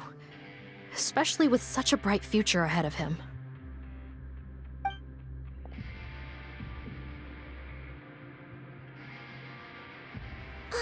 There's a path leading further on, Officer Morgan. Let's keep up the pace.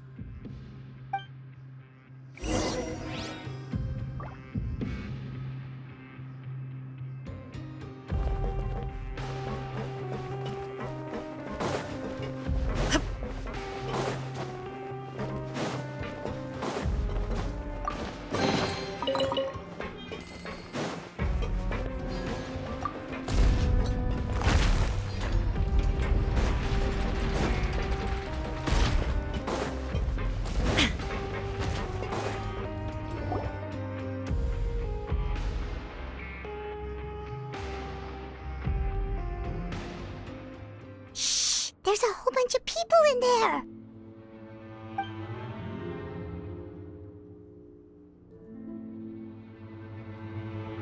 Are you serious?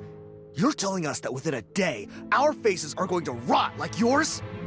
Fontanian physiology changed dramatically after that great flood, and it's not as compatible with this face-changing solution as before. The side effects are as you can see. Why didn't you say anything before we all used it? Look, my plan got you all out of prison, didn't it? You'd have much bigger problems to worry about right now if the Marshal Say Phantom found out about your other crimes. Consider an ugly mug getting off lightly. Ugh. You're just lucky we didn't leave you in there after you disappeared on us with no warning. We only let it slide because we're former partners. And now you have the gall to pull a stunt like this? Partners? Make no mistake, each of us is only looking out for himself. If you place too much trust in others, well, I'm afraid that's your problem. You hid things from me too. Remember how you each had a spare potion? You kept quiet about it until we planned the prison break? Oh, and you didn't have a secret spare? Then do you want to explain how you melted your face off before all this? Guys, that's enough. Calm down. It is what it is. Arguing won't change anything. What's the plan, Parton? I'm assuming you brought us here for a reason? There is no plan. We followed him here on the promise of more juice, but it turns out there ain't a drop here. Besides, what does it matter now anyway? He already said, even if we did get our hands on more of that stuff, switching faces again solves nothing. They're still gonna melt off eventually. I said enough arguing! Parton, tell us the plan. The most practical solution is to continue using the potion. Keep switching to a new face before the ulcers can start forming. Are you kidding me? This stuff was hard enough to get a hold of even when we had a supply. Now you're asking us to use it like skin lotion, after the flood all but wiped the supply out? Well, there is another option. But you'll have to make a deal with me first. Okay, now we're talking. What's the deal? I have a document I took from that researcher that details how to make a replacement. Just give me one bottle of the undiluted fluid, and I'll get to work. What's the problem? I thought you always kept reserves. Or do you really just have one spare bottle each? What do you think? That we were shipping them into the fortress of Meripede by the basket load? Well then, say hello to never showing your marred faces in public again. Ugh, I've heard enough! Get him! Let's see if that document even exists! Freeze! Marshal Say Phantom! What? Who let them in? Officer Morgan, before anything else, please find out Rawat's status. Rawat? I don't see him. Hand over the hostage now. if you want any chance of avoiding an extension to your sentences. Spare us your condescending attempts to coax us back to our cells. You think we're looking to negotiate? Rawat is dead. Pardon? Arrest them all! Don't let anyone get away!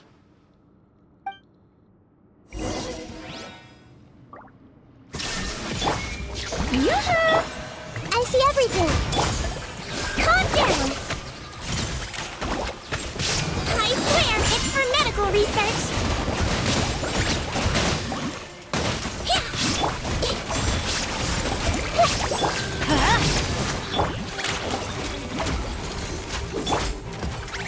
Everyone hold hands. Floaty floaty. Now I think she might feel a little prick.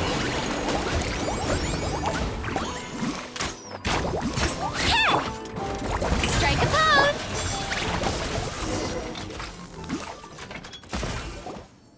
Huh. I gotta say, I never expected to see the head nurse in combat. Some patients respond better to a more aggressive treatment plan. Did we get everyone? Captain, we finished the head count. Potten's missing. Over there! The door's closing!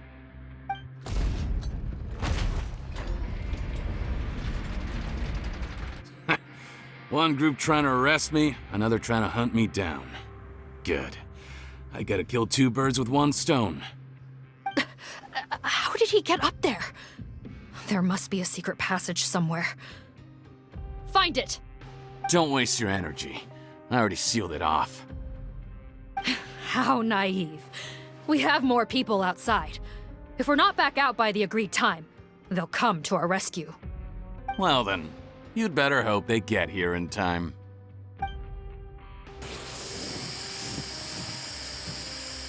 There's some kind of gas leaking from the pipes.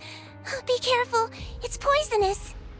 This is our distribution center, where we store the product derived from our source solution. We had to use special fire prevention methods to prevent contamination. The pipe network here was designed to emit a gas for firefighting.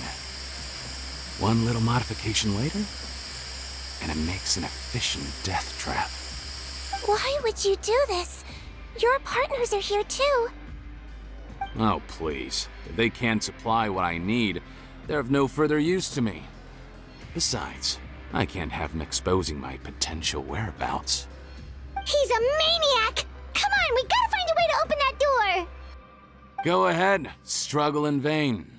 Once the last of you croaks, no one will ever find me again. So long! Are you sure you're ready to leave, Potten? You haven't changed your dressing today. You can't cure my face, just give up. And what if I could? Nice try. You're just trying to stall me. Don't you worry about me. I'll find a way to cure my face once I get out of here. Oh, I doubt it. After all, Fontanians can no longer dissolve in primordial seawater. What the... How did you... The key component of the face-changing potion is the fluid left behind by dissolved Fontanians. It might look like ordinary water, but it has some unique elements in it. Before the flood, all Fontanians were oceanids, physiologically speaking. A potion made from that fluid could dissolve and reconstruct the face of a Fontanian in much the same way as hydroidolins change form. Theoretically, it could give someone any appearance they wished. But since the flood, Fontanians have become true humans. They can no longer provide the source material for this potion, nor reap its benefits.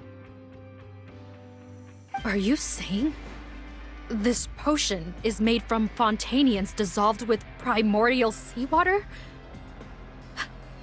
Then their crimes are far worse than I thought. How could you know all of this? No, wait. Of course! Well. So that's why you have a human appearance. It also means that I have a formula you're unaware of. The air's getting thicker. It's getting hard to breathe.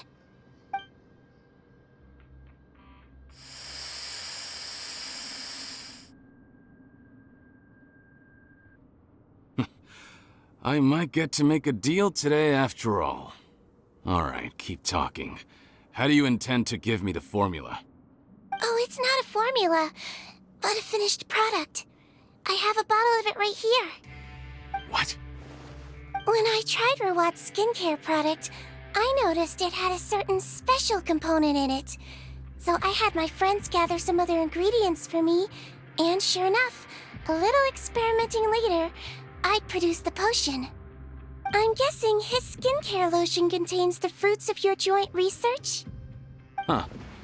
Impressive guesswork. Yeah, we were his supplier for some of the raw ingredients. But it only contains a tiny amount of the active ingredient. The effect is minuscule compared to the undiluted fluid. Well, I found a way to reverse the dilution process, giving the skincare lotion a similar effect to the fluid it is derived from. That's impossible. If I tell you some of the ingredients, I think you can figure it out. First, you need to combine tainted hydrophantasm tissue with transoceanic pearls at a ratio of around 3 to 7. Tainted hydrophantasms and transoceanic pearls. I see. Can't believe I never thought of that. So, can we make a deal? Sounds good to me. There's a delivery pipeline beneath this window. Drop the potion in, and I'll release you all. Nope, not trusting you that easily. You're like those naughty kids who try to hide their illness. Open the sluice gate first, then I'll hand you the potion. Even if you're not bluffing, your potion won't cure my face permanently. You really think you have any leverage here? I'm not closing the valve this time. Clock's ticking. Fine, then I'll just stand here with the potion in my hand. And when I faint from the poison, I'll drop it and it'll be destroyed. No.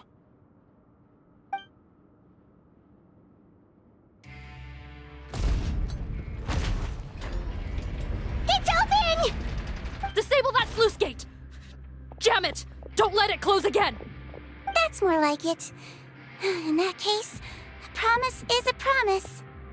Head nurse, there's too much poison gas in here. We have to leave, now!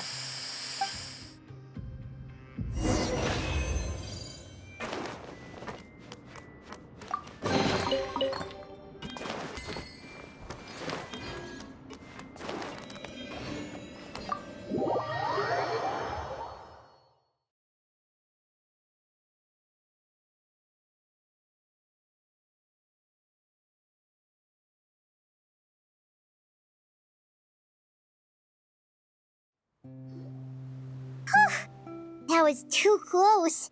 That Potton is a real nasty piece of work. Oh, don't be too quick to sit down. Moving around a little will help relieve the soreness. Same goes for you, Traveler. Oh, but Paimon, you should be fine, right? Flying fast is pretty tiring too, actually.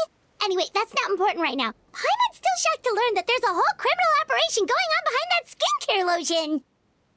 Shame I ended up giving the improved version to Potton after finally making it for you. I'll make you some more, I promise. No, please don't. Paimon doesn't want to use that stuff anymore. Still, it was a pretty good job that Paimon wanted to buy some in the first place, huh? It ended up saving everyone's lives. That's gotta count for something. Yeah, Paimon was just kidding. Head nurse, I've done a final head count of our team and the criminals. Everyone's here and doing fine. We're ready to escort the fugitives back to the fortress of Meripede. It's a shame that we didn't find Rawat. At this point, I'm afraid he's probably deceased. What a horrible bunch. Especially that Potton guy. If he had made good on that deal, we'd all be dead because of him. No, we wouldn't. I always keep a whole bunch of antidotes on me for emergencies, and one of them neutralizes that poison gas. We'd have been fine, even if you hadn't opened the gate. What? Then why did you give him the potion? If this is true, I must concur. Sorry to be blunt, but I think you made a bad decision by handing him that bottle. If he changes his appearance and flees Fontaine, it's unlikely that we'll ever find him. No matter how cooperative his accomplices are when we question them. You don't understand. I gave him the potion precisely so we could be sure where he'll go next. What do you mean? We gotta hurry. She won't last much longer.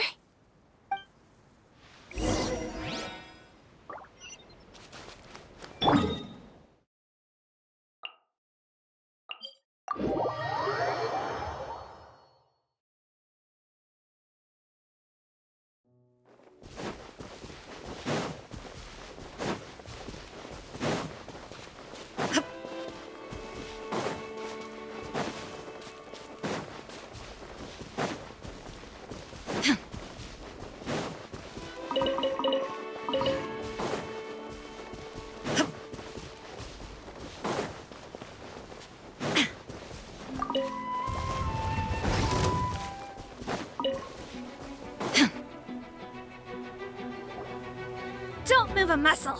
I might be short, but I pack a mean punch. Captain, you're just in time.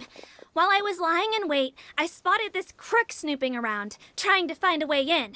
So I detained him. Oh, his face. Are you... Potton? So this is where you were heading, huh? What? This is how Potton looked before his face was marred.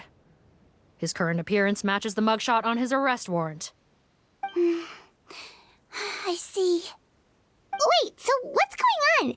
Wasn't the whole point of the potion to disguise himself and escape Fontaine? Why would he change back to his original face and run right into our trap? Enough of this nonsense. Let me in! You better pipe down. There's an old lady in there who's very sick. No way are we letting a crook like you inside. To heck with it. Listen to me. I'm Rawat. That's my mother in there. He's gotta be lying, right? Rawat was a victim in all this. He was forced into it against his will. How can he and this monster be the same person? Forced against his will? That's the funniest thing I've heard all day. Back when I was being coerced, everyone thought I was colluding of my own free will. And then when I actually became a criminal in my own right, you all suddenly thought I must be under duress. Amazing what a difference a handsome face makes. Save us the speech. Explain yourself. You want an explanation? Fine. I'll tell it how it is. When I was just Potton, the whole world treated me with contempt. Ew. What do you want? Get away from me. Women despise me. Collaborate? You don't look like much of a researcher to me. My peers scorned me. Mr. Potton, was it? I'm most interested in your research. Consider my offer carefully. I doubt you'll find other investment opportunities. Only villains would work with me. You want out of the game? Forget about it. Turns out, I slipped up a little. Left your picture with some Marechaussee Phantom officers. Easy mistake to make. Now they've listed you as an accomplice and drawn up an arrest warrant. So I suggest you put any thoughts of running away to rest. If you get caught by the guards for being in the synth business, you ain't ever seeing the light of day again.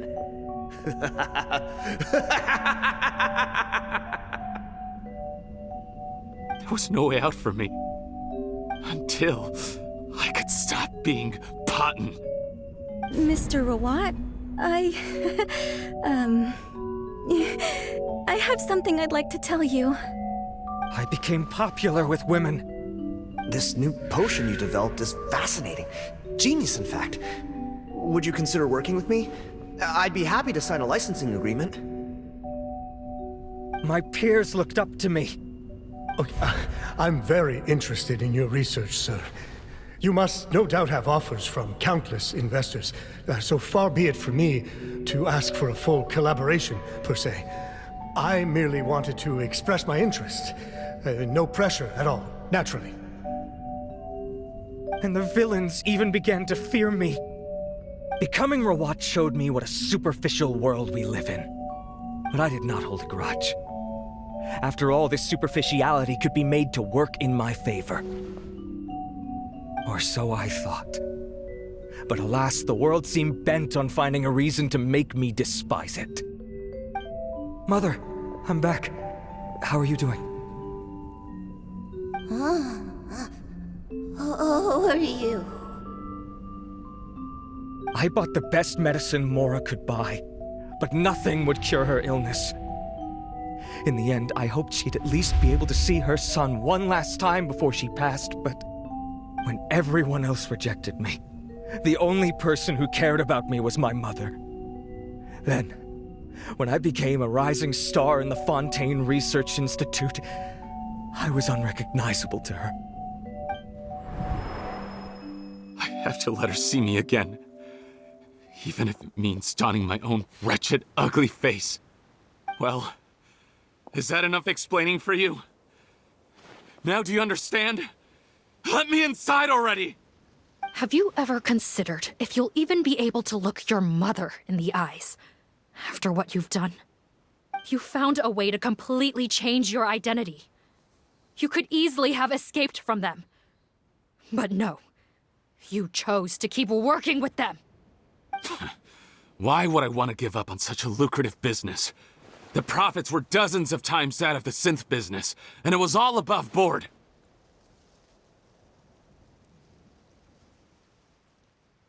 So you kept being a villain just for the money?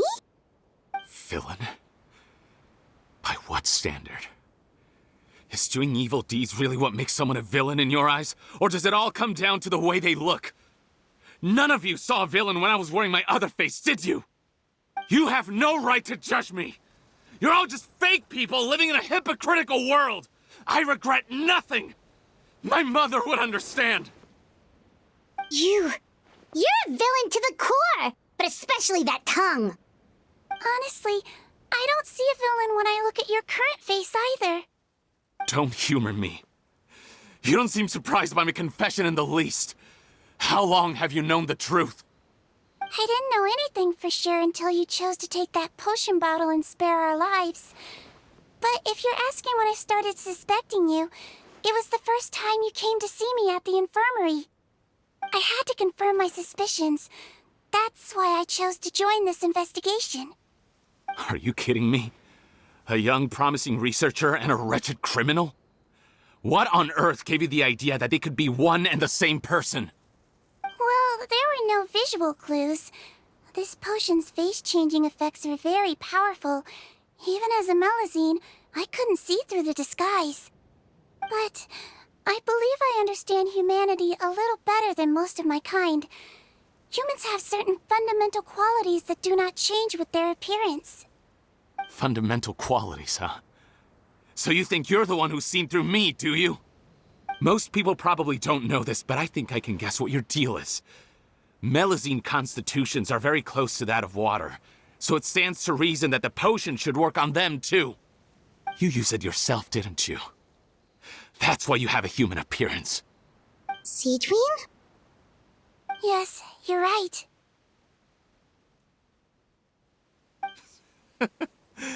I'll bet it was back in the days when Melazines were discriminated against because of their appearance. It was either carry on living in the gutters as part of an alien race cast out by humanity, or become the head nurse of the fortress of Meripede, revered by all. Not a hard choice to make. It's a no-brainer. So you see, you and I were the same. And I'm the one who saw through you! That's not important right now. You came here to see your mother, didn't you? Well, I can grant you your wish. Huh? Head nurse, I'm not sure that's a good idea in his current state. Don't worry. Back in the warehouse when I traded the potion for our lives, I was doing it to test him. He was willing to risk sacrificing his only chance of escaping capture by opening the gate in exchange for the potion. Also, he could see his mother again. If nothing else, his concern for his mother is genuine. I see. So before you arrest him, please allow him to see his mother one last time. The Traveler and I will accompany him. You have nothing to worry about. All right. I understand.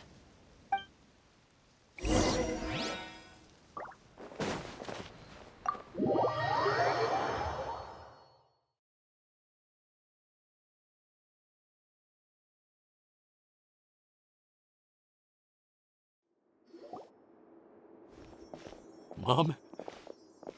It's me, Potton, your son.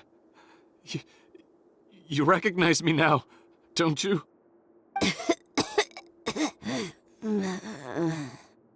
Mom, what's wrong? I'm sorry, but I have some bad news.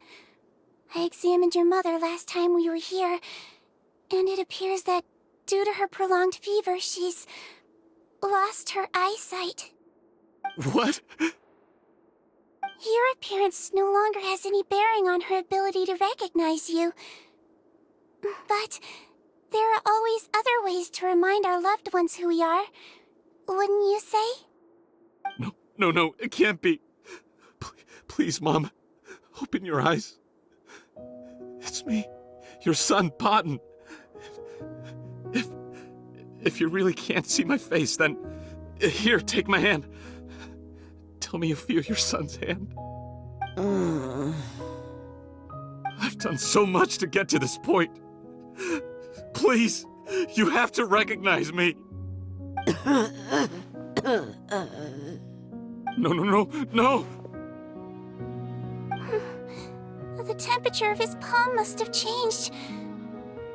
I'm sorry. It seems I couldn't bring him back to you after all.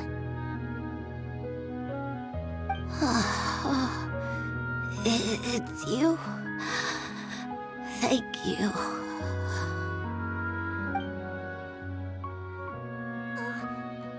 Of course.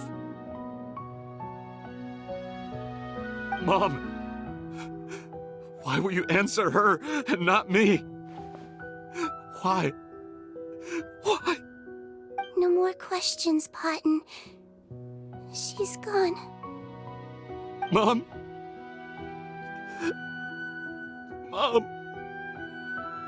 I'm sorry to say this, Potton, but you and I are not the same.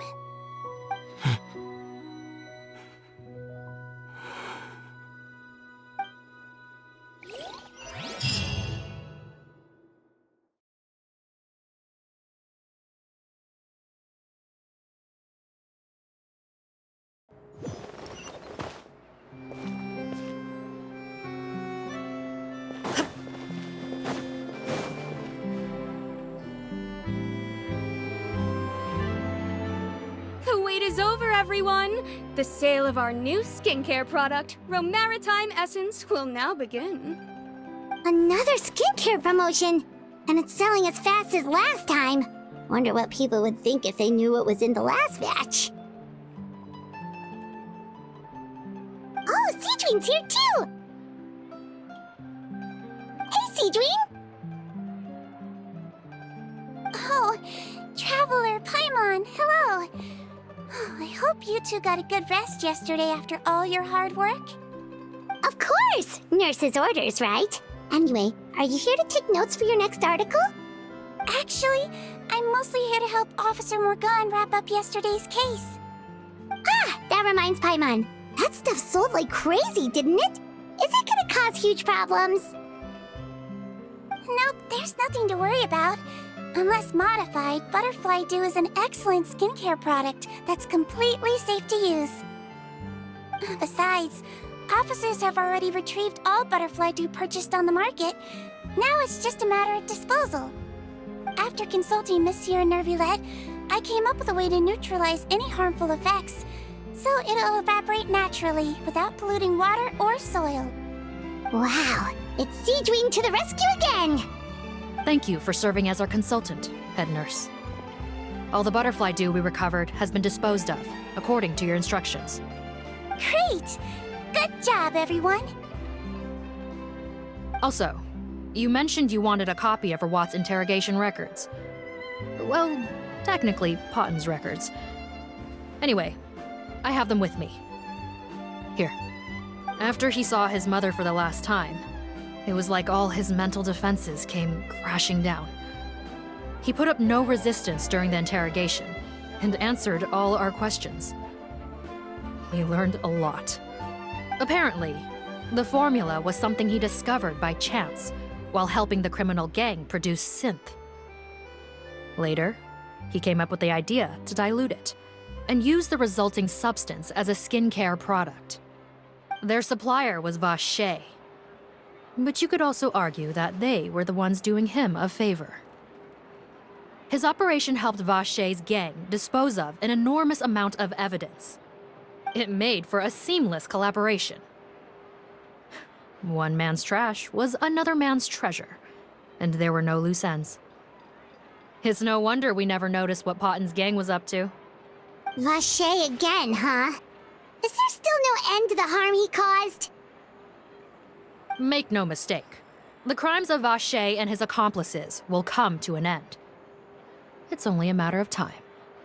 Since the flood cut off their supply of primordial seawater, they've been forced to resort to riskier methods, like using their private reserve to attack people on the street. Naturally, those attempts all ended in failure. After receiving numerous reports, we were able to zero in on the gang and eventually round them up. That sounds more like it. Based on what he told us in his confession, we pretty much had him backed into a corner, even though he made a point of distancing himself from the gang while disguised as Rawat. He tried to throw us off his tail by reporting his accomplices, giving him enough time to transform back into Potten and see his mother one last time. But there was one thing he hadn't anticipated. Even though Potten had been missing for a long time, we were very much still on the lookout for him. So the moment he appeared in public after changing back to his original appearance, we caught him. So he tried this once before, huh? Guess he really did want his mother to see him again. But in the end... Looking at the interrogation records, it seems like he spent the first sum of money he earned as Rawat on his mother's treatment. Yes, which is why I suspect that his initial motive for using the potion was not personal greed, but a desire to become somebody who had the power to save her. Even so, he went too far. In the end, he got what he deserved. I understand. Thank you for bringing me these records. Why did you want them anyway? Potten was one of my patients, so I need to put together a medical file for him. My teacher always stressed that a person's life experiences are just as important to their file as their medical history. Why are you still treating him like your patient? Isn't he kind of beyond redemption now? That may be true, but a patient is a patient, regardless of the choices that bring them to my care. One last thing, head nurse. Please keep everything you know about this potion a secret. It would be for the best if most of Fontaine knows nothing of its existence. I know my— Of course! Not to worry. Thank you for understanding. I'll take my leave then. So, Sijwin, did you really use that potion yourself? Why do you sound so surprised, Paimon? I told you all about it. It was quite a while ago now. You mean that story about the witch and the potion? So it was really, actually, genuinely a true story? Yes, it really, actually, genuinely was. But... I know. There are some secrets I can't tell anyone about. But considering everything we've been through together, I know I can trust you with them. Before I tell you, though, could you follow me somewhere? I want to pay my respects to an old friend. Of course!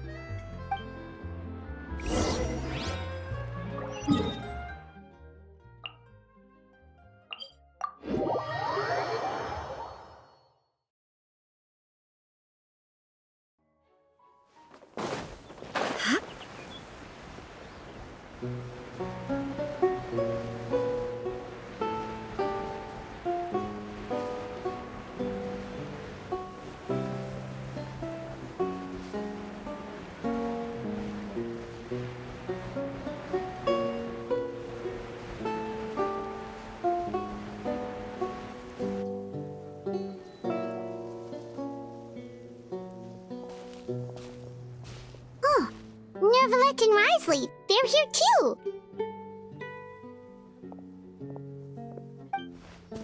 Good to see you, traveler. Paimon. I trust all has been going well for you? Big news, everyone. The Udex is out of his office on important business. Is that genuinely something people would consider big news? Why wouldn't they? Important business is a big deal.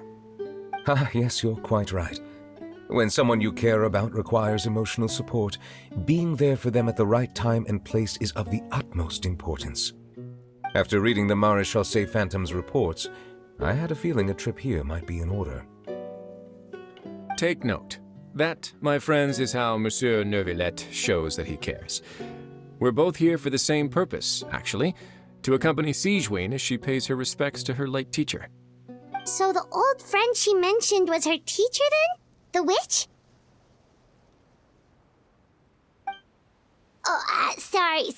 Paimon didn't mean to be rude. It's only because Sijwin calls her that all the time, so... I doubt she considers that title to be offensive, Paimon. Don't worry. Indeed. In fact, I believe Sijwin would take it as a sign of affection. She has spoken of this doctor on many occasions, and it sounds like she was a truly generous individual. In those days, many people harbored prejudices against Melusines. She was the only teacher willing to take Sijwin on as a student. Wow. It's really nice of you two to be here for Sijwin. Guess you guys really look out for your younger colleagues, huh? Younger colleague? Well, that might be true for the Udex, but I'm not sure I can say the same. Sijwin served a sentence in the fortress of Meripede hundreds of years ago, and after she did her time, she decided to stick around. She's been an integral part of our administration ever since. Strictly speaking, the head nurse has been around longer than most people in the fortress, myself included. Pretty sure that makes me the younger colleague. She served a sentence? Yes. Long before I became Udex, there was an ancient law in Fontaine that prohibited any attempt to transform another species into a human. Initially, I and most researchers believed this law to have been imposed due to ethical concerns. But now, it seems more likely that the law was nothing more than an insurance policy, a way for Egeria to ensure that her people would remain insulated from the truth, thus enabling them to lead more straightforward, happier lives. Ignorance is bliss, as they say. Sijwin had her reasons for choosing to obtain a human form, but the act was nonetheless in clear violation of the law. Could you tell us a little bit more about what happened back then? Certainly. Sijwin does not object to her close friends learning about her history. In fact, I first learned of it myself because she confessed the truth to me of her own volition.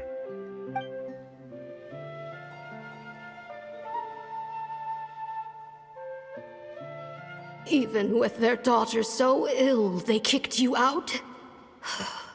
Stubborn as always. And prejudice isn't a disease I can cure either.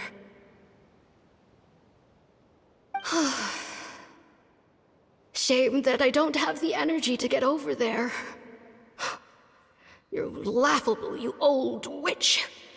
You want to save everyone in Fontaine, but you can't even save the patient before you. Master, what are you... I discovered a strange disease, one I suspect that every Fontainian suffers from. But without witnesses or proof, no one will believe me. I had no choice but to experiment on myself to find a cure, but I hit a wall. And as you can see, it took a wretched toll on me. Then I'll find a cure for you, and then you can go cure her. There's no need. I am beyond saving now. There's nothing you can do. But, Master... As I said before, a doctor's duty is to treat whatever ailments they can.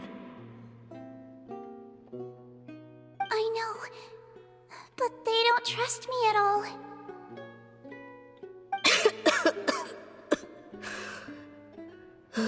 That girl. She's your first ever patient, isn't she? Tell me, what cost are you willing to bear to see her cured? I'll do whatever it takes. Even if it means breaking the law and being punished for it? As long as I don't hurt anyone. Yes.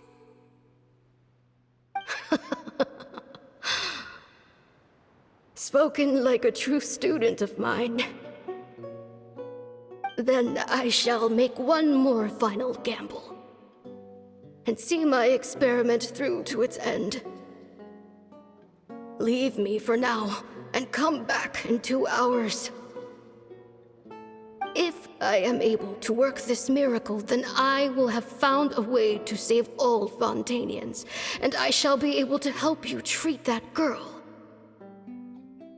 If not, then it means there is one more disease in this world that I cannot treat. In that case, do not come looking for me.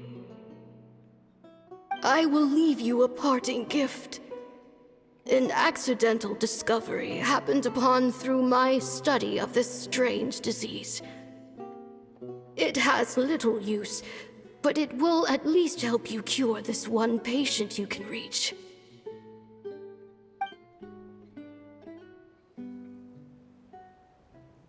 When Sijwin returned, the miracle had not occurred. She found a potion bottle and a note on the table. After using the potion as instructed, she gained her current form, breaking Fontaine's law in the process. And after I had confirmed the veracity of the events, I gave my verdict. So that's what happened.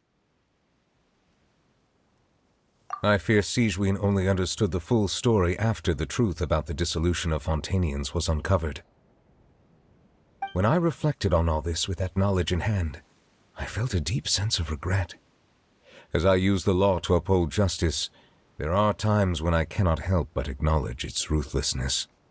After the final details of the events surrounding Sijwin's transformation came to light, I checked several sources and, thankfully, the legal code does not require Sijwin to shoulder any additional punishment. Wonder how she feels about all this. Since she invited you here, I imagine she intends to speak of these matters with you, no?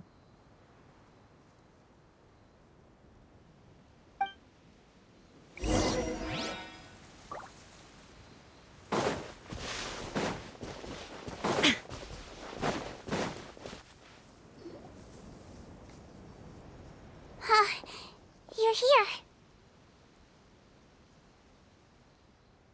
The old friend I mentioned was my teacher.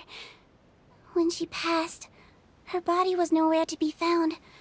All that's left of her is an empty tomb. And even that's deep underwater now. Sijwin, the witch who gave you the magic potion, she was your teacher, wasn't she? Sounds like Monsieur Neuvillette filled you in.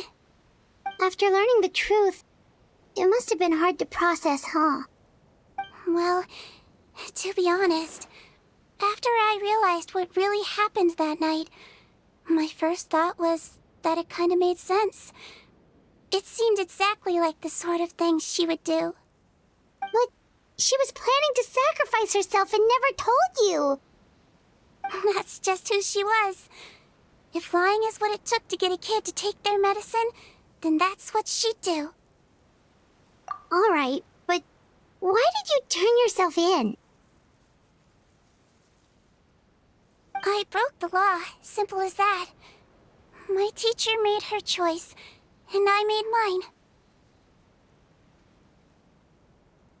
True. It's just the way Patton framed it when he was asking you all those questions, it made Paimon really mad. You're not like him at all, and everything Neuvillette said confirms that. And yet, you were still convicted and thrown in prison. It just feels so unfair. Unfair? I happen to think just the opposite. If I hadn't served that time, I'm not sure I would have been able to stay strong when he was questioning me. What makes you say that? I knew you'd be curious. Let me tell you a story.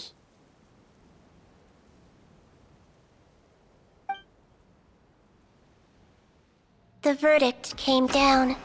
This Melazine is guilty. The Iudex defended the authority of Fontaine law, but he did not confiscate the Melazine's medical kit. And so, the Fortress of Meripede gained a new little doctor. She still wore her hood and raincoat, even though it never rained in the fortress. Perhaps thanks to her human appearance, no one refused her treatment. She treated more and more patients, and her sentence grew ever shorter. Finally, the people of the fortress could not live without her, and though her sentence ended, she did not leave them either. Then one day, she received an invitation from the outside world. The location seemed familiar, and when she arrived, an old lady was waiting for her. She saw right through the Melazine's disguise, but didn't reveal it. Instead, she asked a question. Tell me, why do you think you gained the respect of so many people, despite being a Melazine? Because I look like a human?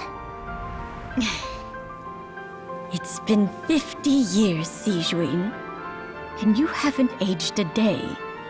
I think everyone knows you are not human. I finally found you, after all these years. I still remember, you know. It was you who saved me that night. But how? I was no longer a Melazine by then. Does it really matter if you're human or Melazine? I remember the warmth of your palm. It's quite unmistakable. And you know what? It hasn't changed one bit. You don't have to hide anymore, Sijwin. These days, everyone wants to make friends with Melazines. And I think that it's all because of you. I'm sorry I couldn't say this until now, but thank you, Dr. Melazine. Now that's an ending Paimon can get behind. After hearing everything Potten said, I wanted to tell him that it didn't matter who he looked like on the outside.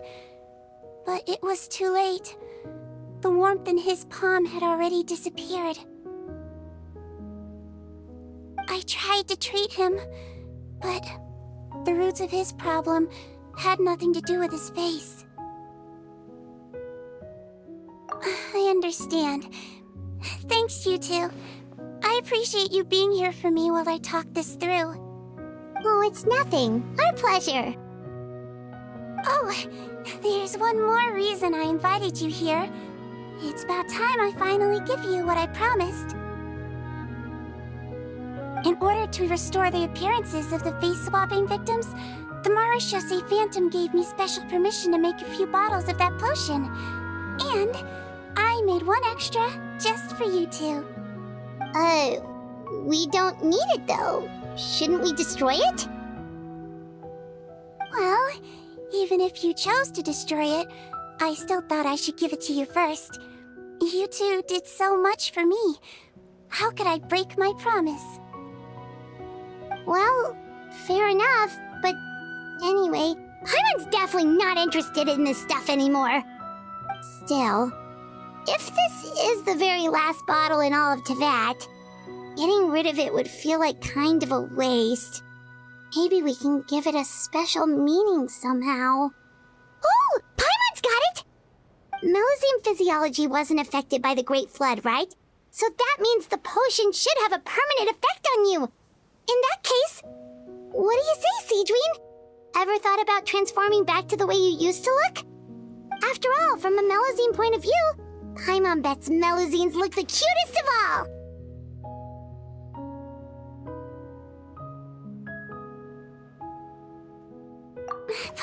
Paimon, after everything, do you really think it matters whether I'm Melusine or a human? Well... What was Paimon thinking? You made up your mind a long time ago! Yeah, let's just destroy this thing. Leave it to me.